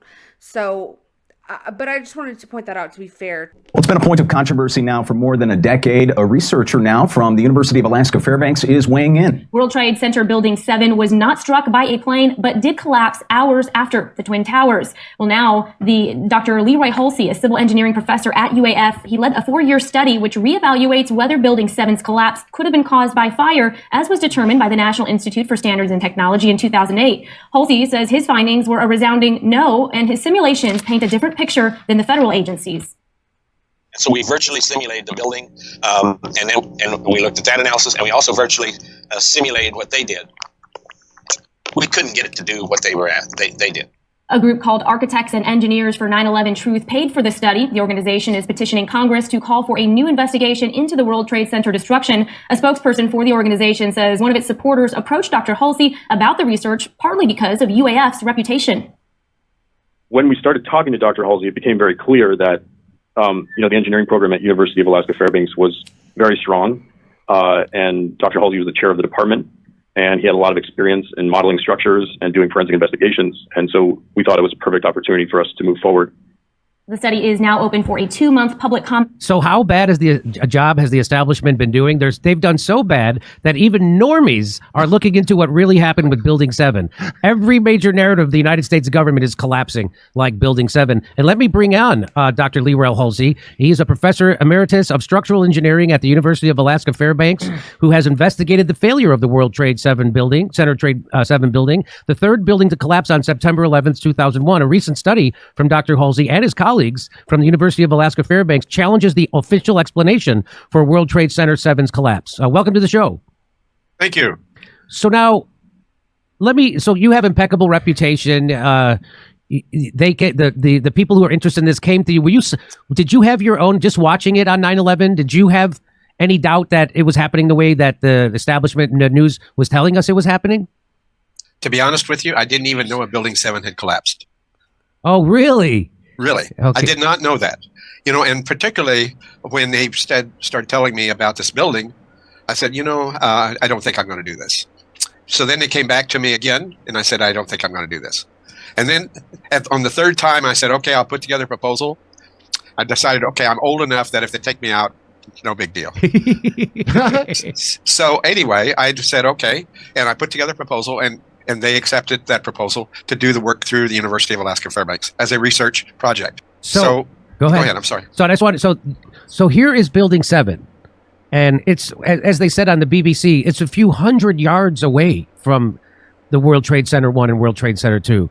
So the idea that somehow an explosion happening over here a few hundred yards away would somehow make that building fall into its own footprint is suspect, to say the least. Now, is there anything you want to say about this slide before I go to the next one? Well, I wanted to, first of all, share with people exactly where Building 7 was with respect to WTC 1 and WTC 2. And this picture illustrates it in a not necessarily in a dimensional sort of way, but a visual sort of way, to give a person an understanding of look, at this building's only 47 stories tall. And that's tall, quite frankly. 2 million square feet per floor. Wow, it's a big building. A big building. So in reality, what I told the AE 9/11 Truth, who was funding this, I said, I'll do the investigation, but I will not promise that I'll tell you what caused it. I will tell you what didn't cause it. Oh, okay. Okay. I did not want to. Here's the bottom line. There was no way I was going to get involved in any politics. This was going to be pure science all the way. Okay. And every day that we did a study, I asked my students, I hope you didn't read anything about this, because we're not going to be we're not going to let anything that's being published affect the science that we're doing. Okay. So next, should I move on to the next slide? Yes. So here it says that's the World Trade Center, different elevation views. There's the 45th floor, the 19th, 16th, and 13th floor. And so what do you want to tell people about this slide? Well, first of all, 45 is about where we saw that there wasn't any. You'll see here later that they're talking about the penthouse, which is on top of the building, and it came down before the rest of the building. And what we spent a long time trying to determine what was going on with that penthouse, because it had so much interaction for a lot of people as to what went on there, and a lot of people thought it was connected, I guess, to building to column 79, which was down below. And in actuality, that penthouse collapsed before, which means that there was not any fire that impacted that penthouse. Okay, so then one has to ask themselves, what created that problem? You see what I'm saying? Yeah. So when you look at the video of Building 7 collapse, it collapses at the top first, not at the bottom first. And You're saying there was no fire up on the 45th floor. No. Okay. So that opens up a whole series of questions, does it not? Yes. At the end of the beginning. So anyway, I'm done with this. I just wanted to show, and also at 19, 16, and 13 or 50. What is it? 19, 16, and 13. Yeah. So we did a lot of work on floor 13 because this did. And so then the question is where did all this start to occur that we see in these videos? Okay, so now we can go on. I'm trying to give people a bit of an understanding. Right. There's a lot of people that ask, what was in that building? Well, this slide shows us by floor by floor. So on the top, it was mechanical floors. That I guess it's the workings for the building. Then Solomon and Smith Barney was on 28 to 25. Then there was Standard Chartered Bank. Then there was the IRS, Department of Defense, and Central Intelligence Agency on floor 25, 24. And on 23 was the Office of Emergency Management. On 22 was the Federal Home Loan Bank of New York. On the 21st was the First State Management Group. From 19 to 21 was ITT Hartford Insurance Group. On floor 19 was the National Association of Ubzi-Rabzi Commission. I don't know what that's a Securities Valuation Office. 18 was the Equal Employment Opportunity Commission. Floors 14 through 17 were vacant. But on 11 through 13 was the Security and Exchange Commission and the Provident Financial Management. And then just below that was the U.S. Secret Service. And then the American Express Bank. And now what is the significance of that is highlighted here in yellow? What is highlighted is the Security and Exchange Commission and the Provident Financial Management. What is the significance of that? Because there was a fire there. Oh, that's where the fire was. So why not ask yourself, okay, if this is so important, how much paperwork is going to be laying around? So at the end of the day, we have to be confident that those documents were locked up every day. If you put it on that question, just that question alone, the probability of a fire propagating, and it didn't propagate very fast through that whole system. I mean, we're talking about hours here of hardly any fire at all. So then the question is okay, what's going on there? So I highlighted it just to pose a question of thought. What was the fuel for keeping the fire burning? So you're saying, yeah, what was, they say office furniture. Not so much. It was all blue spruce. Okay, should I go to the next slide? Oh yeah, of course, you bet. So this is from your study, and this is I guess a mock-up of the building of this building. This is the actual building, and this is your mock-up. Yeah, and looking at it earlier today, I was thinking, I should have made it the same width in terms of the people looking at it. Right. But basically, this is the structure, and it's broken down by 2 different computer programs to simulate precisely the erection of that building. And so when we look at this for a moment here, we're going to see that it begins to collapse. And we're going to compare my work against the actual footage that occurred that day. Okay, so let's watch that. So here's what actually happened. Wow, you can see the penthouse collapse first. Absolutely, on both. Which doesn't make any sense, but here we go.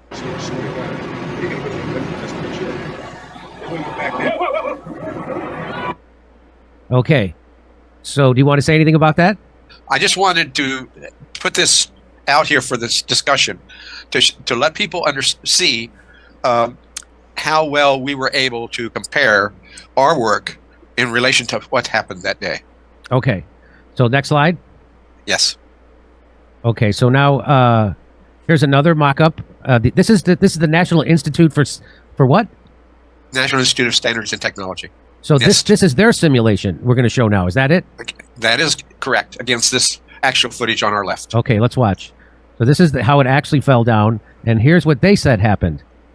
Well, that's not what happened at all. So this is what they're saying happened, and we can see that's not what happened. Correct. So just like the vaccine came, from a pangolin. The virus, and then it got printed in Nature magazine. This is a con job. A lot of stuff has turned out to be a con job just across the board in academia, like psychology. Big one turned out to be a big scam. Put people in faking stuff for a while. So this this doesn't have any resemblance to what we just saw, correct? No, it doesn't. Okay. And more important than that, NIST basically is in position to make sure that when we put up buildings, that we have a code that protects the public. My profession is to ensure that when we design something, it's going to be there and it's going to stay and not hurt anybody. This is a remarkable. I mean, when the code doesn't get changed and you're saying it, all this stuff is happening. It just makes no sense. Yeah. So you're saying that a fire made this building collapse like this, and they didn't change the code afterwards? No, not in regards to the safety or any of that kind of stuff. If they're going to say it, there's got to be a change. Right. To improve it. But there's never been another steel building in the world that has come down because of fire. Never. Is that right? Especially in its own footprint. So here's the next, and this is this is still the NIST. Yeah, and what I want to say about that is that they simulated to the right of this picture on our left, basically the connections of the columns to the beams, but they didn't on the left. So there's a difference. So you're saying here they connected to the columns to the beams, but they didn't here? No, they made an assumption. Okay. What's called pinned or fixed. And so that's between the two. And you'll see on this picture when it's coming down, that line represents the two differences. Okay. Which doesn't represent the building. Let's watch. Okay. So this is your study, and here's the actual footage. Let's watch.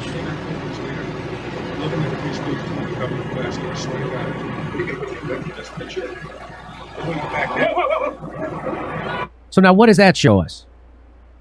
It shows it's coming down in its own footprint. It's showing it's coming down in free fall. It's showing that there is something that enables it to come down evenly. In other words, through its own gravity Right.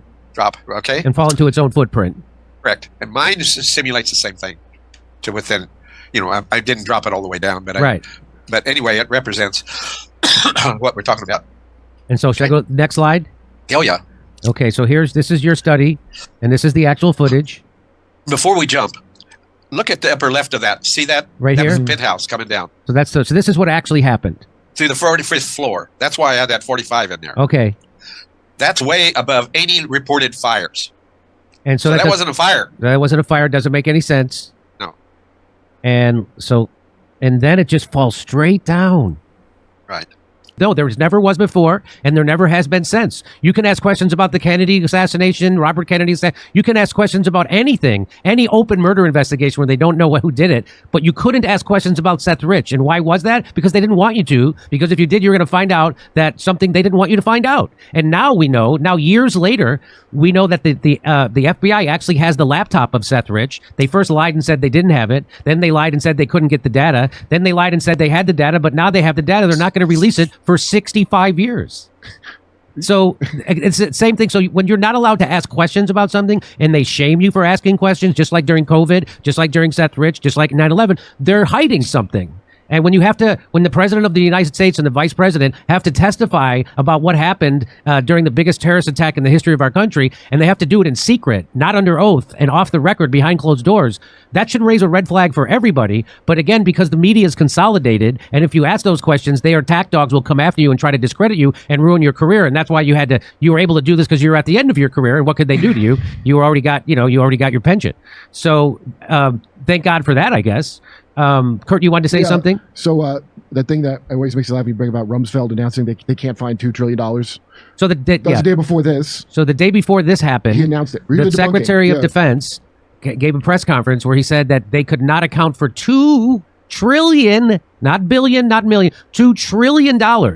And the irony is, or the damn the luck, the coincidence is that the plane that supposed plane that hit the Pentagon hit the office where they were trying to figure out where all that money went. Successful modern businesses are leaner and less hierarchical than ever before.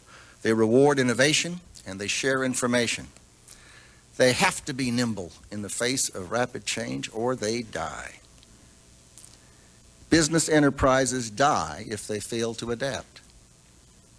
And the fact that they can fail and die is what provides the incentive to survive.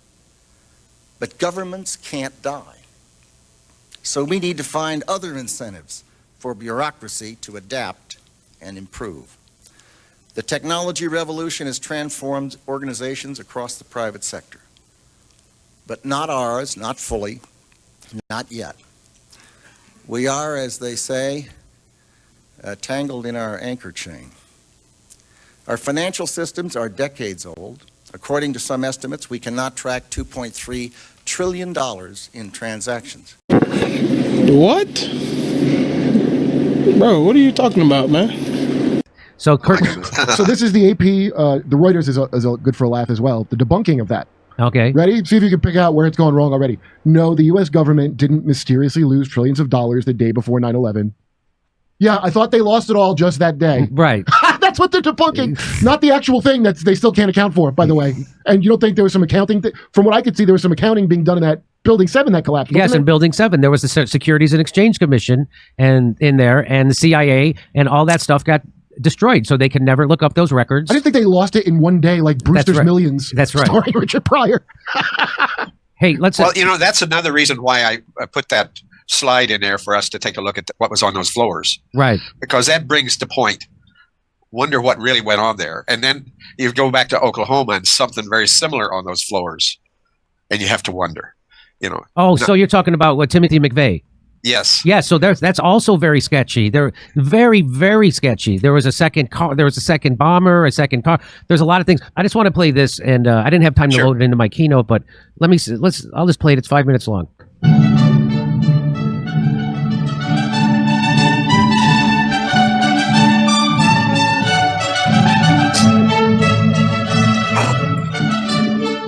On the morning of September 11th, 2001, 19 men armed with box cutters directed by a man on dialysis in a cave fortress halfway around the world using a satellite phone and a laptop directed the most sophisticated penetration of the most heavily defended airspace in the world, overpowering the passengers and the military combat-trained pilots on 4 commercial aircraft before flying those planes wildly off course for over an hour without being molested by a single fighter interceptor. These 19 hijackers, devout religious fundamentalists who like to drink alcohol, snort cocaine, and live with pink-haired strippers, managed to knock down 3 buildings with 2 planes in New York. While in Washington, a pilot who couldn't handle a single-engine Cessna was able to fly a 757 in an 8,000-foot descending 270-degree corkscrew turn to come exactly level with the ground, hitting the Pentagon in the budget analyst office where DoD staffers were working on the mystery of the $2.3 trillion that Defense Secretary Donald Rumsfeld had announced missing from the Pentagon's coffers in a press conference the day before, on September 10th, 2001.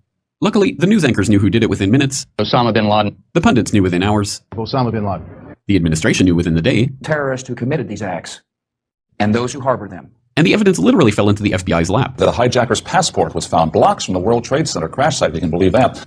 But for some reason, a bunch of crazy conspiracy theorists demanded an investigation into the greatest attack on American soil in history. That investigation was delayed, underfunded, set up to fail, a conflict of interest, and a cover-up from start to finish. It was based on testimony extracted through torture, the records of which were destroyed. It failed to mention the existence of WPC-7, Able Danger, P-TECH, Sibel Edmonds, OBL and the CIA, and the drills of hijacked aircraft being flown into buildings that were being simulated at the precise same time that those events were actually happening. It was lied to by the Pentagon, the CIA, the Bush administration, and as for Bush and Cheney, well, no one knows what they told it because they testified in secret, off the record, not under oath, and behind closed doors. It didn't bother to look at who funded the attacks because that question is ultimately of little practical significance. Still, the 9/11 Commission did brilliantly answering all of the questions the public had, except most of the victims' family members' questions, and pinned blame on all the people responsible, although no one so much as lost their job, determining the attacks were failure of imagination. Because nobody in our government, at least, and I don't think the prior government that could envision flying airplanes into buildings. Except the Pentagon, FEMA, NORAD, and the NRO. The DIA destroyed 2.5 terabytes of data on Able Danger, but that's okay because it probably wasn't important. The SEC destroyed their records on the investigation into the insider trading before the attacks. Oh, but that's right. okay, because destroying the records of the largest investigation in SEC history is just part of routine record keeping. NIST has classified the data that they used for their model of WTC7's collapse, but that's okay, because knowing how they made their model of the collapse would jeopardize public safety. The FBI has argued that all material related to their investigation of 9/11 should be kept secret from the public, but that's okay because the FBI probably has nothing to hide.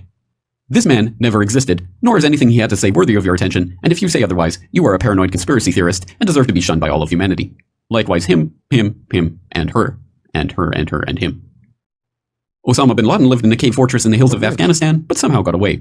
Then he was hiding out in Tora Bora, but somehow got away. Then he lived in Abbottabad for years, taunting the most comprehensive intelligence dragnet, employing the most sophisticated technology in the history of the world for a decade, releasing video after video with complete impunity and getting younger and younger as he did so, before finally being found in a daring SEAL team raid which wasn't recorded on video, in which he didn't resist or use his wife as a human shield, and in which these crack special forces operatives panicked and killed this unarmed man, supposedly the best source of intelligence about those dastardly terrorists on the entire planet. Then they dumped his body in the ocean before telling anyone about it. Then a couple dozen of that team's members died in a helicopter crash in Afghanistan.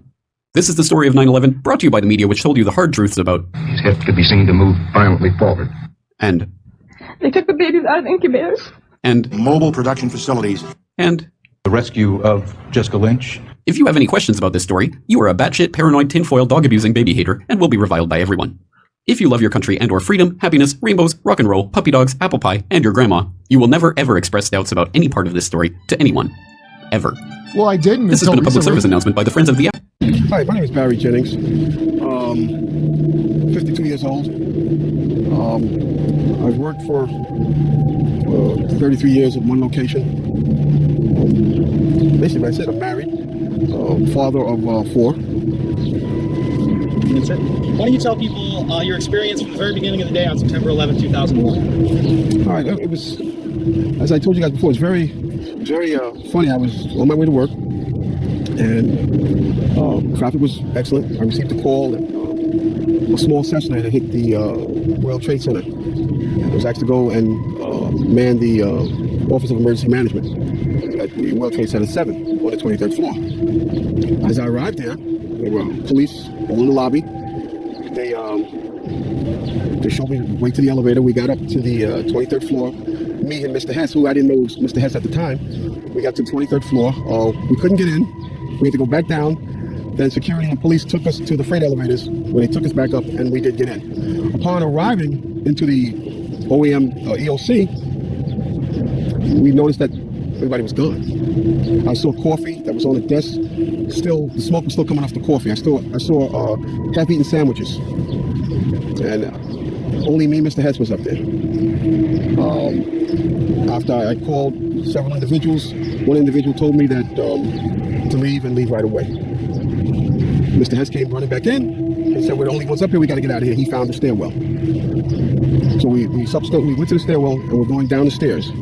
When we reached the 6th floor, the landing that we were standing on gave way. There was an explosion and the landing gave way. And I was left there hanging. I had to climb back up, and now I had to walk back up to the 8th floor. After getting to the 8th floor, everything was dark. It was dark and it was very, very hot. Very hot. I asked Mr. Hess to test the phones as I took a fire extinguisher and broke out the windows. Once I broke out the windows, I could see outside below me. I saw police cars on fire, buses on fire. I looked one way, the building was there. I looked the other way, it was gone. I was trapped in there for several hours. I was trapped in there when both buildings came down. The firefighters came. They came to the window, because I was going to come out on the fire hose. I didn't want to stay there any longer. It was too hot. I was going to come out on the fire hose. They came to the window. They started yelling, "Do not do that. We won't hold you." And then they ran away. See, I didn't know what was going on. That's when the first tower fell. When they started running, the first tower was coming down. I had no way of knowing that. Then I saw them come back. Now I saw them come back with more concern on their faces. And then they ran away again. The second tower fell. So as they turned and ran the second time, the guy said, "Don't worry, we'll be back for you." And they did come back. This time they came back with 10 firefighters. And they kept asking, "Where are you? We don't know where you are." I said, "I'm on the north side of the building," because when I was on the stairs, I saw the north side. Excuse me. All this time, I'm hearing all types of explosions. All this time I'm hearing explosions. And I'm thinking that maybe it's the buses around me that were on fire, the cars on fire. I don't see no, but I'm still hearing these explosions. When they finally got to us, and they took us down to what they called the lobby, because I asked them, I said, when we got down there, I said, where are we? He said, this was the lobby. And I said, you gotta be kidding me. It was total ruins. Total ruins. Now keep in mind, when I came in there, the lobby had nice escalators. It's a huge lobby. And for me to see what I saw, it was unbelievable. And the firefighter that took us down kept saying, do not look down. And I kept saying, why? I said, do not look down. And we were stepping over people. And you can feel when you're stepping over people. They took us out through a hole that I don't know who made this hole in this wall. That's how they got us out. They took us out through a hole, through the wall, to safety. As they were taking me out, one firefighter had fallen. I believe he was having a heart attack. But before that, this big giant police officer came to me. And he says, you have to run. I said, I can't run. My knees are swollen. He said, you're going to have to get on your knees and crawl in. He said, because we have reports of more explosions. And that's when I started crawling. And I saw this guy fall behind me. His comrades came to his aid. They dragged him to safety. I was looking for an ambulance for my knees. And at that time, they told me we got to walk 20 blocks to refuge. Before I got there, Eyewitness News grabbed me and started interviewing me. That's basically it. No. Okay. So wow, I would have told you to shut up 20 years ago. So I know the guy who put that together is James Corbett, and he got kicked off YouTube for this. I don't know. I'm sure it didn't help. I don't know what they used to kick him off, but they did. They showed Richard Gage on there. That's that dude from Grand Theft World. Oh, really? Yeah. Oh, okay. So he has a lot more of those kind of videos about 9/11. He has one about the Oklahoma City bombing. That so many things don't add up and make sense. But again, you're not allowed to ask these questions. I would have brushed it all aside had it not been for the same goddamn play. If they at the very least didn't try to use domino theory every year of my life as long as I've been alive, the thing that didn't work back before I was born, right, keep doing for this. Vietnam, yeah. I would never notice it. It's just like even a dullard can see a pattern. I mean, we keep pretending that it's ISIS are the terrorists, but the United States killed 1 million people in Iraq. Look what we did in Libya, same thing. And the most successful state in Africa, we turned it into a failed state. Look what we did in Syria. We got in bed with ISIS and Al Qaeda in Syria and that was all for a pipeline. And we still occupy a third of Syria. As we wag our finger at Putin for going into the eastern part of Ukraine to stop Ukraine from shelling the Russian ethnics there. He invaded Ukraine not to start a war, but to end one. And we're occupying Syria, which is right. We just built 2 military bases inside someone else's country. And which third of Syria are we occupying? We're occupying the oil part. Absolutely. And so this has been never ending. And then General Wesley Clark revealed on Democracy Now! That he went into the Pentagon after 9/11 and they already had a plan to go into Syria, Lebanon, Iraq, Iran, Libya, and I think there was 2 more, Somalia, and I think there's Afghanistan. And so they've done most of those. The last ones are, I think, Lebanon and Iran are the ones that are left on the list. And they're trying to do that right now. They're trying to engineer a war with Iran and Lebanon, and they're trying to do it through the Israel-Palestine conflict. They're saying that Hamas was funded by Iran, and that gives us. And if any proxies of Iran attack U.S. soldiers, that's an attack from Iran. And so this has been. There's a document called the Prospect for a New American Century, and it laid out all this. And they said they needed they needed a Pearl Harbor. So they could use that as a pretext. So what they gave the president of the United States was called the AUMF, which is the Authorization for Use of Military Force. And that means he didn't have to declare a war if he wanted to go into Libya. He didn't have to declare a war to go into Iraq or Syria or Afghanistan. They didn't have to declare a war, get Congress to declare a war. He could do that because under the guise of him under the president fighting terrorism. So we've done all these wars without an official declaration of war. And it's just, we are the world's terrorists. There's no other country that has done what we've done in the last 20 years or even come close. It's really unfortunate. And to say the least. And we have over 800 military bases. I say probably 1,000 military bases around the world. No one comes close to that. And a lot of them are secret also. But anyway, I really appreciate your courage, Doctor, and I appreciate you coming on the show. And I appreciate you, sharing your knowledge of engineering and your impeccable reputation and putting it on the line to tell the truth about something like this. And, the idea that you're not allowed to ask questions in the United States of America about anything should be a red flag to everybody. But what they do is they go, "Oh, you're just asking questions. You one of those? What are these guys? What are these guys? Oh, You're just asking I'm just asking questions. questions. What else are you supposed to do? That's what you're supposed What do you to do. mean Just asking questions. I know. You know that's a hostile act. Yeah. Let me share something else with you before we go. Okay. It doesn't have to be on the air.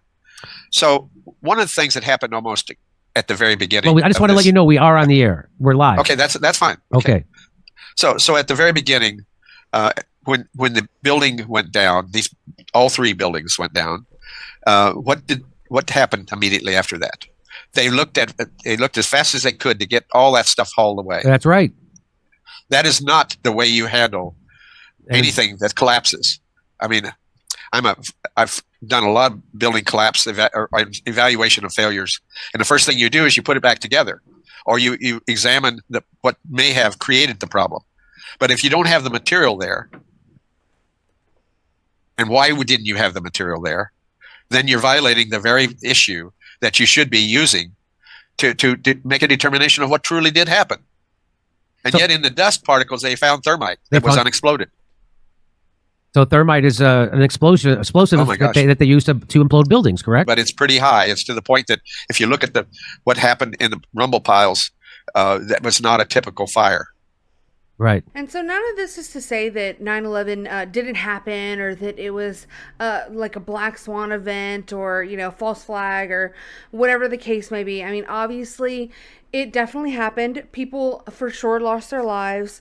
It was a horrific tragedy, one of which humanity has never seen before, in the way that we were forced to see it, basically, because it was a forced event onto America and the world at large. So it was something just that changed the course of history. It changed the course of this country and the world forevermore, and that alone cannot be understated whatsoever.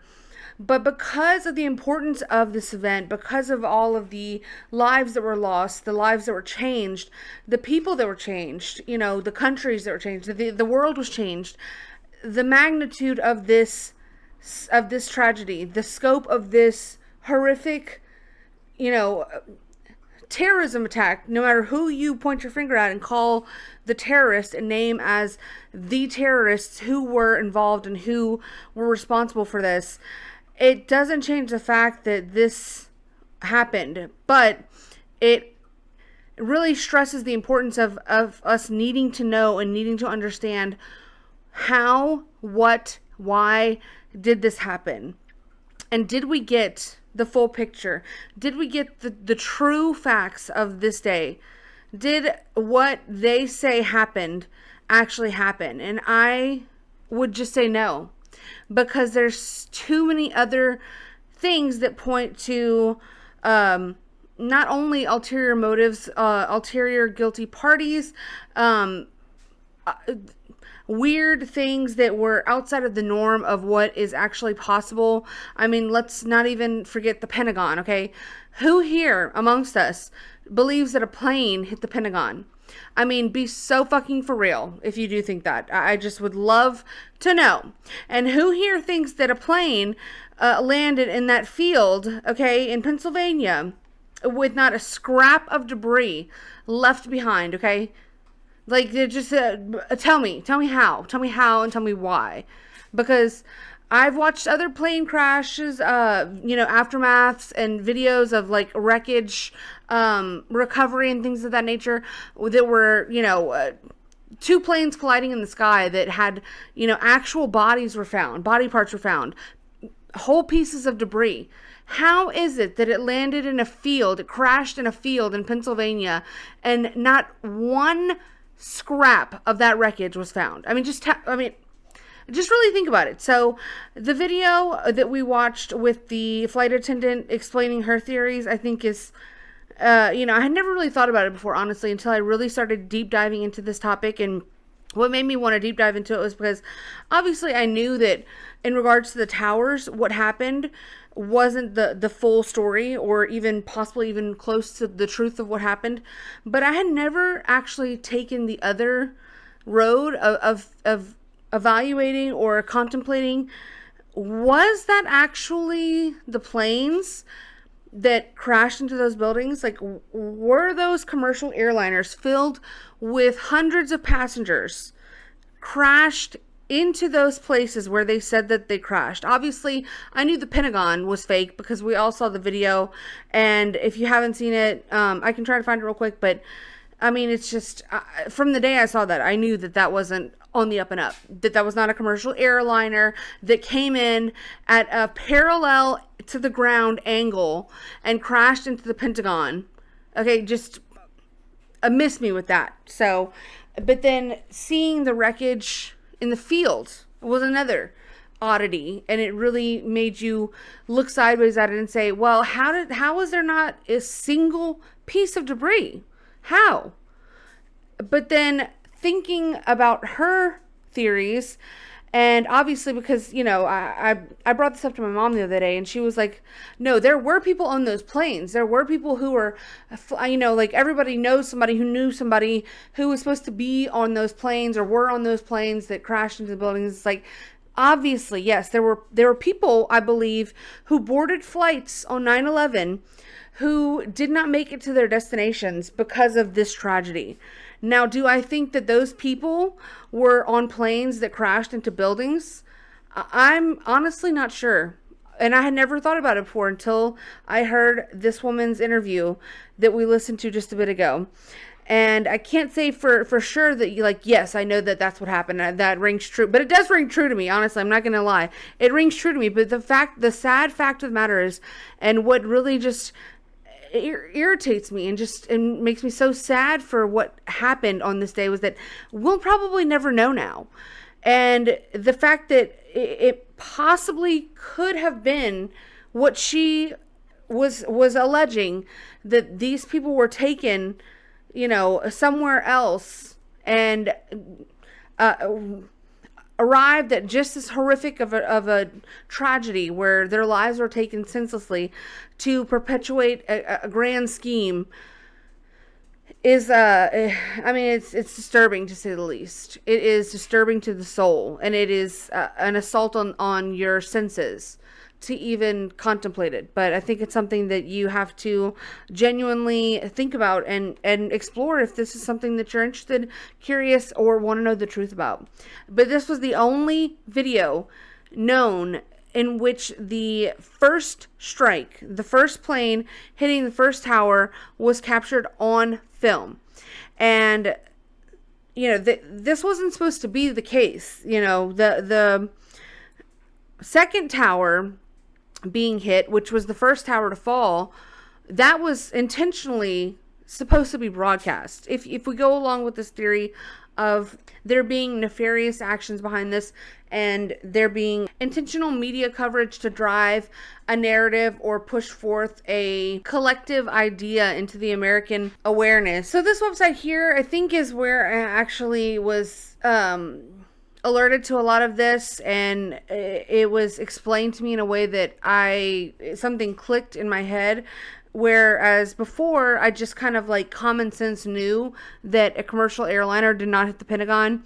But this being more detailed and more kind of like technical was a good way for me to kind of wrap my brain around this. But it says, here are a few photos of the Pentagon crash site. Hard to see any debris from an alleged Boeing 757 jetliner. No evidence of a Boeing 757, but the damage is certainly consistent with a cruise missile strike. So this would be the size proportion to a Boeing 757 flying at the angle that they alleged it was flying, and striking the building in a way that no debris would be left behind, okay? And there were like a few scraps that were found at the Pentagon, again, because I want to be fair, and I don't want to say that there was absolutely nothing found at either site in Pennsylvania or at the Pentagon, but they were so minute and so like insignificant that it still is not even a good explanation. Evidence can be planted anywhere, and you know, not to say that that's what happened, but I'm just saying, I'm just throwing things out there that I've thought about and I think that deserve, you know, to be answered.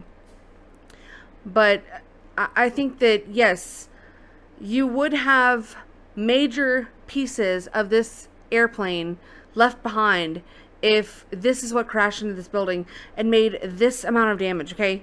I mean, how is it that similar planes took down 200-story buildings, okay, made of steel, and this is all the damage that they did by crashing into the Pentagon?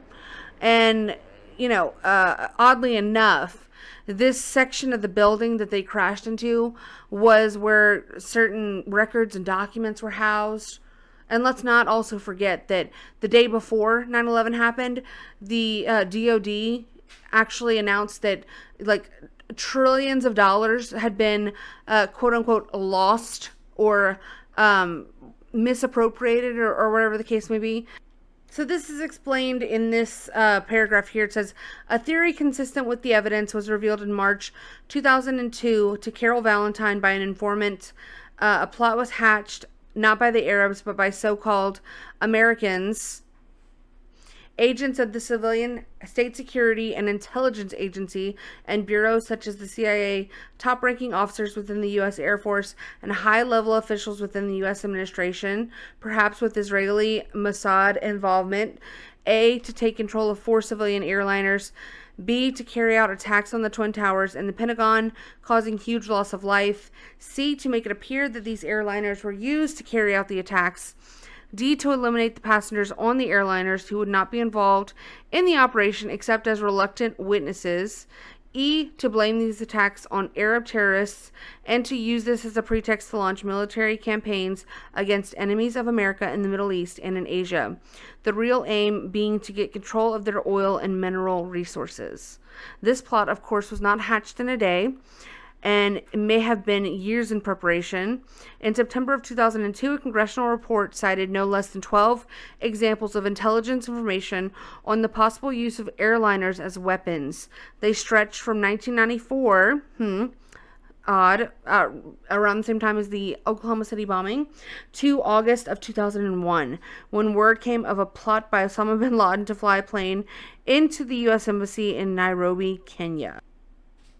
So a lot of these articles have been archived, but they're here, and they're all within this one website, which I will link in the description if you guys want to click onto all these hyperlinks. It's a lot of good information, a lot of different information that is, you just can't find it. Again, Google is broken. So a lot of these links have been archived and are placed within this website, which has, it's kind of hard to navigate, but you just have to play around with it a lot. So I'm just going to read these bullet points as well, really quick. And this is basically how they're alleging this could be possible, this alternate theory of these airliners, these commercial aircrafts. 2 things could have been true. They could have taken off on that day, filled with passengers, as well as been rerouted and then, met another tragic fate, while other planes were then diverted to the targets that were in place and predetermined in order to have this attack happen as planned, because it's hard to imagine that a group of 12 Arabs would be able to overtake 4 commercial airliners and still be able to fly those planes and get past all of the security measures, get past all of the other passengers, and be able to carry this out in such a manner that it seems implausible when you really sit and think about it. I mean, we were told that this is what happened, but just think about that for a second, and you would, the doubts will start to form in your head, if you really do some critical thinking. So it says, 3 planes had been made ready by U.S. military personnel capable of being controlled remotely with no one on board. Early on the morning of September 11th, according to the official story, 4 American Airlines and United Airlines jet airliners take off. Pseudo flights 11-175 take off from some military base, flying under remote control with no one on board, and fly so as to intercept the flight paths of American Airlines Flight 11 and United Airlines Flight 175. A half hour or so after taking off, the pilots of the 4 civilian airliners are informed by some means of a real or potential terrorist attack and that they are to shut down their transponders and land their planes at one military base or another in some northeastern U.S. state. Directions to the base are given. The pilots obey this order and change course accordingly.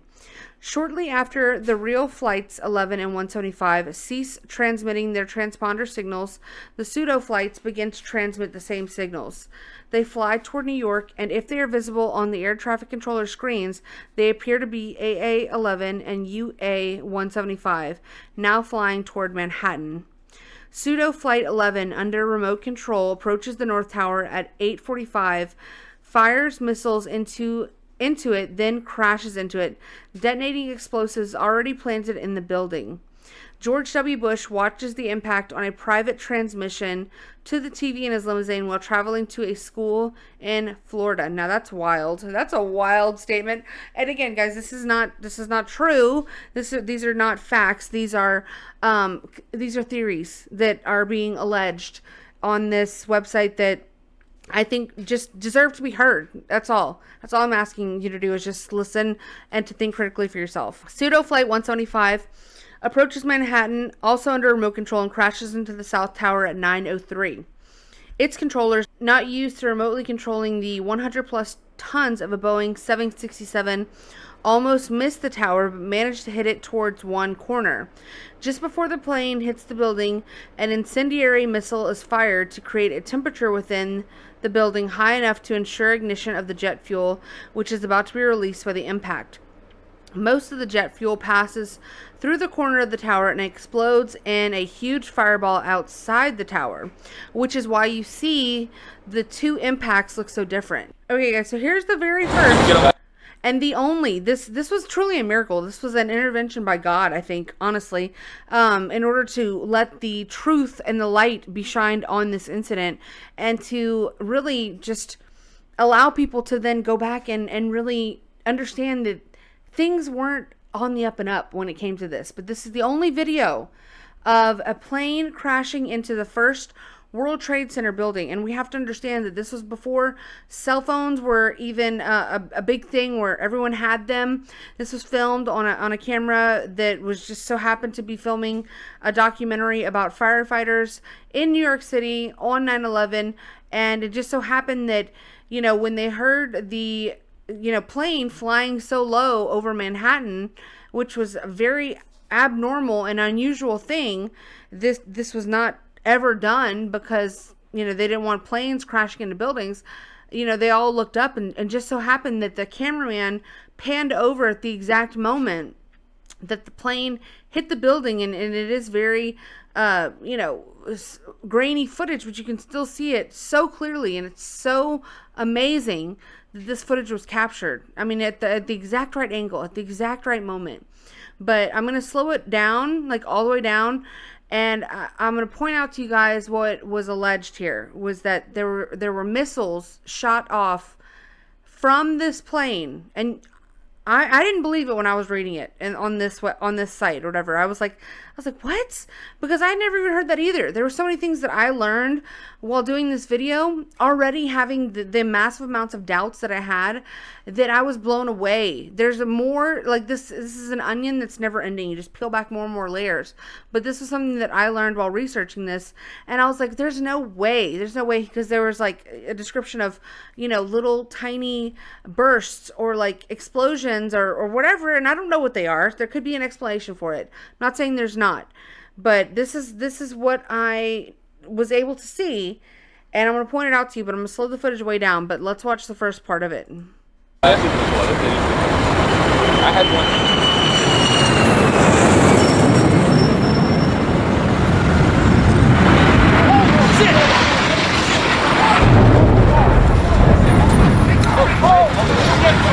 It's a pretty massive explosion there. That's the very first Now, I'm going to slow this like all the way down. Okay. So again, you're going to have to look really carefully, and you might have to go back and watch this on your own, but I'm going to play it here. Okay, so watch right here, and he's gonna zoom in a second, but right there. So it's so hard to see and it's so quick, but if you notice, before the plane even hits the building, there is a burst of what looks like flames. Okay, watch right here. Right there. And then it hits. I don't know. Did you guys see what I saw? Because I saw something. Again, I'll play it one more time.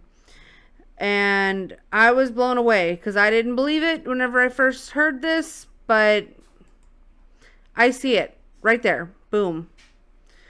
So what was that? And what was alleged was that it was a missile that was shot off, or some sort of something was shot from this plane, which was a dummy plane. This was all alleged. And it was to ensure that the plane would have a smooth pathway into the building where it would then combust with the jet fuel and catch fire and cause the explosion that it caused. And the thinking behind that was that there was thermite planted in the building that was then going to ignite and cause the fires that were caused in order to make the collapse of the building seem more plausible. So again, all alleged. I'm not the one who came up with all these ideas. I just came across them and they blew my mind. It was a holy shit moment for me. So not from this angle.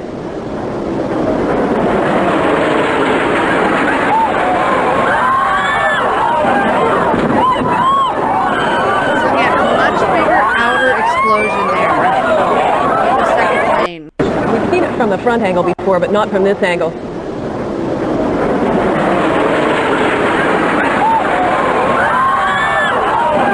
And this is where the article was saying that the plane almost missed and only hit the corner of that building.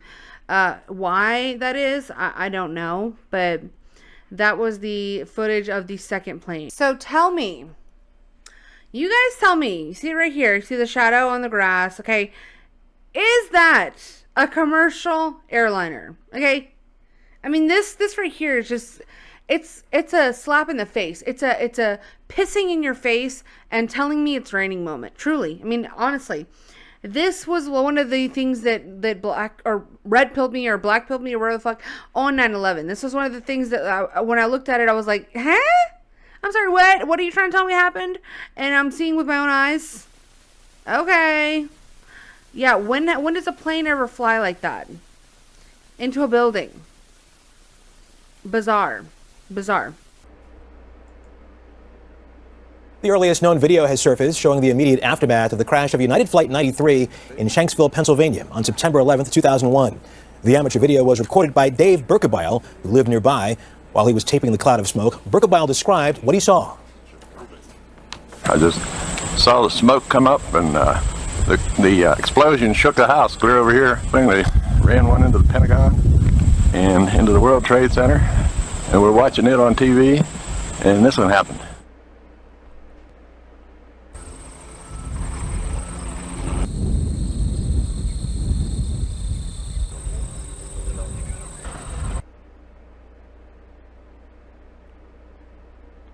So this big hole in the ground, steaming hole, that is apparently a commercial airline crash site, okay? With not a lick of debris to be found. Okay.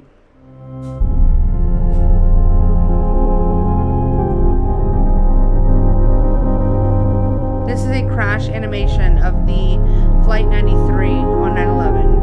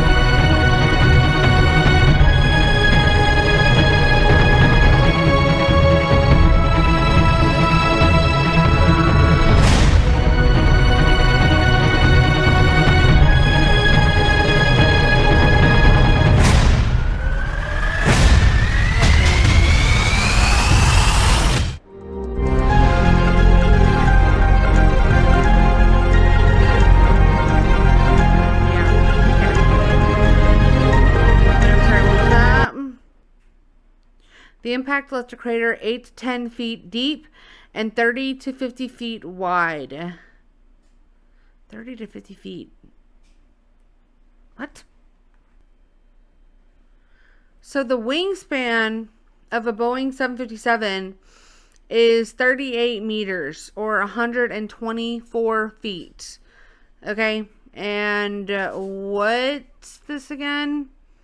30 to 50 feet wide. Oh, okay. All right. So, okay. So after being advised of the second impact, George W. Bush continues listening to children read a story about a pet goat for another quarter of an hour, then finally announces to the nation that he has made some phone calls but plans to order defensive action by ordering U.S. Air Force jets from bases near Washington to scramble to intercept the other two allegedly hijacked planes still in the air. No other Air Force officer orders jets to intercept the planes, despite this being standard practice whenever a commercial airliner strays from its flight path. Interceptors are finally scrambled an hour after the first of the commercial jets has gone off course and 45 minutes after the impact at the North Tower. By sometime around 9:15, all four American United Airlines jets have landed at the military base to which they were directed. The 199 listed passengers and crew from American Airlines Flight 77 and Flight 11 and United Airlines Flight 175 are herded into United Airlines Flight 93, where they join the 33 listed passengers and crew for a total of 232 people. Explosives are loaded on board. Pseudo Flight 77, under remote control, flies at high speed towards Washington, D.C., performs a spiral descent at high speed to near ground level, and at about 9:30, looking to observers like a Boeing 757, makes a horizontal approach to the Pentagon, knocking over several lampposts on the way. Just before impact, it's completely destroyed by onboard explosives, producing the minor amount of debris later observed on the Pentagon lawn. Timed to coincide with the event, 2 or 3 high-speed cruise missiles arrive from slightly different directions, traveling so fast as to be mostly unnoticed by witnesses, whose attention is focused on Pseudo Flight 77, and penetrate the outer wall of the Pentagon, producing 3 exit holes in the C ring of the building. So these are the 3 apparent holes. And now, I don't know about all this. Like, this doesn't really do it for me. Again, I will read something, and if it feels right to me, if it seems right to me, I can consider it. If it doesn't seem right to me, then I might not think so much that it could be a plausible option. But that, I don't know about the other missiles, the second and third missiles, but I do know that a commercial airliner did not hit the Pentagon. I do know that. And allegedly, everything's alleged here. So, and in this, alleged theory, they're saying that, all of the passengers from all 4 airlines all 4 commercial airliners were loaded into one plane and were then shot down by the U.S. military over Pennsylvania. But, you know, the flight attendant lady that whose interview that we listened to, she proposed a different theory where they were all, you know, herded into this military base, and, you know, where the planes were depressurized and they were killed in this manner, where it was a silent and painless death, where basically they were just poisoned by gases, and obviously they had to get rid of those witnesses. If this is something that's true, if this is something that happened, again, I don't know. We'll probably never know. But I do know that those people existed and they died. But how? I don't know if they crashed into the towers. I don't know. I just don't know. I think that it's possible that they didn't. And again, this is another more detailed description of the phone calls that were made supposedly on board these planes. I don't want to get into all this because the flight attendant lady kind of got into it in her interview, and this is just alternate theories, but I think that all of these ideas are valid and genuine, and I think that they come from a place of just wanting to know what happened, because people are so outraged, and this is something that really was such an assault on America and American people, that people want justice. People want to know what happened to those people. Those were people's families. Those were people's loved ones. And it's time for some answers. And I think that they deserve the answers too, for their own family members and for the sake of those people on board. So in regards to the Pennsylvania plane that supposedly was the only one that missed its target, as everyone knows, the official story holds that heroic passengers aboard that flight wrested the control of the plane away from the terrorists, resulting in a crash into a field in Shanksville, Pennsylvania. What if they were to take the point of view that the events of September 11 were essentially an inside job, with U.S. military and intelligence services either directly complicit or at the very least turning a blind but knowing eye? Then the shooting down of Flight 93 raises another rather obvious question. Why would the U.S. national security apparatus shoot down any of the 4 flights? Assuming that some general somewhere didn't get the harebrained notion that it was actually his duty to defend the country against these attacks, why would a plane be shot down that was for all intents and purposes on a covert mission for the very people who would have ordered the downing of the aircraft? If this were the case, then there would only be one reason for shooting the flight down: to destroy any and all evidence in the event the mission became compromised for any reason. And how, you may wonder, might the mission be compromised? One possible scenario could be if, say, the passengers were able to disarm the hijackers and take control of the plane. That would conceivably leave dozens of witnesses to what really happened on those planes that fateful day. The contents of the black boxes can be suppressed quite easily. A parade of eyewitnesses, particularly eyewitnesses rightly viewed as American heroes, is another matter entirely. As disturbing as it may be to contemplate, the answer to the question of what really happened to Flight 93 could be that it was shot down precisely because the passengers were able to overpower the hijackers, or at least were making an attempt to do so. It could be that the very heroism for which they have been cynically praised by the Bush regime may have earned them a summary execution. So did the plane crash in the field, or was it shot down? I mean, this is another thing that's just, it's so sketchy. The details are so cloudy. So apparently fighter pilots were tapped to take down Flight 93 had it gotten further than it had gotten closer to its target, had, you know, things not gone the way that they wanted them to go. So yeah, it you know, because I was hearing a lot of people say that there was a plane that was downed by the U.S. military, but we were told that it crashed into that field. So listen, I don't know. I don't know. I just know that all of this feels so disgusting and awful to know, you know, that there could have been some sort of inside knowledge, or even worse, some sort of inside responsibility for what happened on 9/11. And if that is true, it's in God's hands, because it's at this point too horrific to even fathom the involvement of people that are so-called American citizens in something as gruesome as this. Okay, so I would encourage you guys to go check out this website. And I just want to leave you guys with this quote here. Okay, so this was from Dan Brown, The Da Vinci Code, I guess from the book, The Da Vinci Code. And it says, history is always written by the winners. When two cultures clash, the loser is obliterated, and the winner writes the history books. Books which glorify their own cause and disparage the conquered foe. As Napoleon once said, what is history but a fable agreed upon? So, I want to know what you guys think. This was a lot. Again, everything I said in this video is all alleged. I want you guys to think for yourselves. Don't take my word for anything. Research it as much or as little as you want, and just think critically about it.